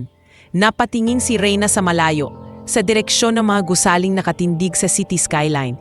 May ad billboard pa ring may maliit na logo ng Veles Group, pero katabi na nito ang banner ng bagong foundation. "Natatakot pa rin ako," amin niya. "Dahil once na pumasok ako sa mundo nila, baka kainin din ako ng sistema. Baka dumating yung araw na ako na yung pipirma sa mga papel na mali. Hindi ka tatay mo kung magpapakain ka sa sistema," sagot ni Mang Lando. "Pero hindi mo rin siya matutulungan kung lagi ka lang nasa labas, sumisigaw. Minsan may laban na mas epektibong gawin sa loob, sa mesa kung saan inaapakan nila lagi ang pangalan natin." Tahimik si Reyna ilang saglit. Hinaplos niya ang lamig ng papel sa kanyang palad. Pero sa isip niya, init ang kamay ni Rogelio noong buhay pa ang naaalala niya. "Pa," bulong niya sa loob-loob, "kung papasok ako sa mundo nila, hindi para maging katulad nila. Papasok ako para bitbitin ka." Tumayo siya, inayos ang bag. "Mang Lando, salamat. Pupunta ako sa meeting." Ngumiti ang matanda, pakindat pa. "Pag naging malaking tao ka na, huwag mo kaming kalimutan sa kanto ha. Gusto ko lang naman, pag may bagong site, ikaw ang unang sisiguro na walang tatay na babagsak sa kawalan." Ilang linggo matapos iyon, sa isang functional pero hindi marangyang meeting room, malayo sa kislap ng dating gala, nakaupo si Reyna sa dulo ng mesa. Katapat ang ilang bagong muka, mga kinatawan ng workers group, mga abogado na galing sa Human Rights Org, at si Lorenzo mismo, nakaupo hindi sa head seat kundi sa gilid. Sa gitna ng mesa, may maliit na frame na may larawan ni Rogelio, nakasuot ng hard hat, nakangiti. Walang basag na salamin, bagong frame, malinis. "Simulan na natin," sabi ng chairperson na galing sa Workers' Coalition. Hindi natutungkol lang sa isang kaso, kundi sa lahat ng manggagawang tahimik na inilibing sa mga footnote ng history. Tumingin sila kay Reyna. Alam niyang marami pa siyang takot, marami pang sugat na hindi basta mawawala. Pero alam din niyang hindi na siya yung dalagang umiiyak lang sa sulok ng mansyon ng isang mayaman. Ngayon, isa na siyang boses sa mesa, kung saan matagal nang wala ang pangalan nila. At sa bawat desisyong gagawin nila roon, dala niya ang bigat ng isang lumang ID, isang basag na frame, at isang gabing umiiyak siya sa loob ng study ni Lorenzo. Ang dabing binuksan niya, hindi lang ang lihim ng isang kumpanya, kundi ang pinto papunta sa buhay na, bagamat puno pa rin ng sakit, sa wakas ay unti-unti nang nagkakaroon ng direksyon at pag-asa.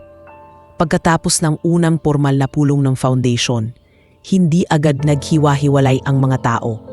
May mga nagtagal pa sa hallway, nag-usap, nagkape. Para kay Reyna, tarang ibang mundo ang bawat hakbang sa koridor na iyon. Hindi na mundo ng mga waiter at event staff na dati niyang ginagalawan, kundi mundo ng mga taong nagdedesisyon kung saan ilalaan ang pondo, paano babaguhin ang mga patakaran, at sinong tutulungan muna. Habang pinipirmahan niya ang attendance sheet bilang advisory member, families, nilapitan siya ni Arnel Valderrama. Reyna, wika nito, nakangiti.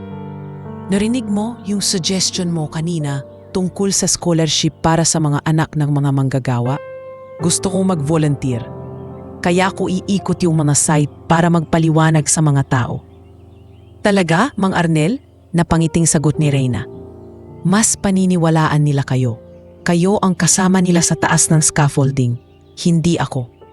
Ay, hindi na ko makakaakyat masyado, natatawang turo nito sa tuhod. Pero kaya ko pang maglakad at magkwento. Tsaka, gusto kong makita ang mga batang tulad ng anak ko na hindi natuloy sa kolehiyo, magkaroon ng pagkakataon. Dumating si Joel, may dalang folder at recorder. Uy, Reyna, bungad niya. May kausap akong editor sa isang online outlet. Gusto daw nila ng long-form piece tungkol sa foundation, saka sa kwento ni Tito Rogelio. Huwag kang mag-alala. Hindi sensationalized. Ikaw ang may kontrol kung anong lalabas. Isang hakbang sa isang beses, Joel, sabi ni Reyna. Pero kita sa mata niya ang pasasalamat. Pero oo, darating tayo dyan. Gusto kong yung mababasa ng mga tao, hindi lang galit, kundi aral. Sa di kalayuan, nakatayo si Lorenzo sa tabi ng bintana, kausap si engineer. Belinda at si Aurora, hindi na siya mukhang CEO. Mukha na lang siyang isang lalaking medyo napagod sa mundo, pero pilit bumabawi. Lorenzo, tawag ni Belinda, sabay turo kay Reyna. Nakita mo na ba yung preliminary proposal ng foundation? Yung unang proyekto, Safe Sites, Safe Families. Tumamo si Lorenzo. Oo, scholarship, counseling, at legal assistance. At may pangalawang phase pa, mandatory safety audit na may kasamang representatibo galing sa foundation. Hindi lang internal. Hinina ito tungkol sa pangalan ko. Mahinang sagot niya. Tungkol to sa pangalan ng mga katulad ni Rogelio. Yung mga nawala na, pero sila ang pundasyon ng lahat ng building na pinagmamalaki natin. Makalipas ang ilang buwan, opisyal na inilunsad ang unang proyekto ng foundation sa mismong lugar kung saan nakatayo ngayon ang Velez Tower Phase 1, ang site na kinasangkutan ng aksidenteng kumitil sa buhay ni Rogelio. Hindi na construction site ang lugar, isa na itong natapos na gusali, puno ng opisina at ilang establisimento sa ground floor. Pero sa open plaza sa harap nito, may inilagay na bagong monumento. Isang simpleng metal sculpture ng isang manggagawang nakatayo. Hawak ang hard hat, nakatingala sa langit. Yung hindi lang tungkol sa eskandalo kundi tungkol sa pagbabago. Basta walang iyakan sa harap ng kamera, biro ni Reyna. Pero alam niyang mahirap yon. Sa kabilang banda, nilapitan si Lorenzo ng ilang dating board members at negosyante. Lorenzo, sabi ng isa, maraming high-ups ang hindi na ginawa tong ginawa mo. Pwede ka namang tumahimik, pero pinili mong sumampa sa entablado ng kahihiyan.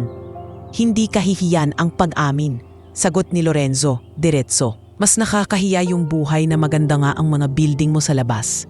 Pero alam mong may manatamilyang gumuho dahil sa'yo. Lumapit si Belinda, sabay abot ng folder. Update report, Lorenzo, sabi niya. Simula ng pinaigting natin ng safety, bumaba ng malaki ang insidente ng aksidente sa mga site. Mas magastos, oo. Mas mabagal minsan ang progress, oo. Pero mas marami nang umuuwi sa pamilya nila ng buo. Mumiti si Lorenzo, halatang nabunutan ng tinik kahit paano. Yan ang pinakamagandang return on investment na nakita ko sa buong karir ko. Sa maliit na karinderya, malapit sa eskinita ni Reyna. Sabay-sabay na kumakain ng pansit canton, sina Reyna, Joel, Emil at pati na si Mang Lando. Galing sila sa plaza, pagod pero masaya. Ate, bungad ni Emil habang pinapakinggan ang audio playback ng interview kay Reyna sa cellphone ni Joel. Ang galing mong magsalita. Promise, Hindi OA, pang politiko. Parang ate lang ng lahat ng anak ng manamanggagawa. Uy, wag ka, sabat ni Joel. Ako ang nag-brief sa kanya bago ang interview no. Tumulong pa lang sa pag-aayos ng tanong, balik ni Reyna natatawa. Pero oo Joel, salamat. Kung hindi dahil sa'yo, baka yung reporter na unang lumapit sa akin, ginawa na kong clickbait. Ano ka? Trending ka na nga ngayon, hindi ka pa rin nasanay. Biro ni Joel. Pero seryoso Reyna, may nag-message sa akin na ibang grupo ng workers. Gusto nilang kopyahin yung modelo ng foundation ninyo. May mga kumpanya sa Cebu at Davao na nag-i-inquire kung paano nag-set up ng safety council. Hindi lang to dito matatapos. Napaisip si Reyna, tinusok ang piraso ng hotdog sa plato. Kung ganon, kailangan pala nating paghandaan yan. Hindi pwedeng pangalan lang ni Papa ang gamitin nila para magmukhang mabait. Tapos sa likod, pareho pa rin. Kasama mo kami, sabi ni Mang Lando, sabay angat ng plastic na baso na may lamang uminom na soft drinks. Sa bawat meeting, sa bawat pagbisita sa site, sa bawat batang makakakuha ng scholarship. Hindi ka nag-iisa, Reyna. Tsaka hindi ka na rin yung batang umiiyak lang sa mansyon, dagdag ni Joel. Ikaw na yung dahilan kung bakit bukas na yung pinto noon sa mga taong dati hanggang gate lang. Sa isang mesa sa kabila, may 2 construction worker na hindi nila kilala na nag-uusap. Pre, napanood mo yung foundation launch? Sabi ng isa. May scholarship program pala para sa mga anak natin. Oo, tsaka may libreng legal help kung may nangyaring hindi tama sa site. Sagot ng kasama. Sabi pa nung babae, ano nga pangalan niya? Reyna.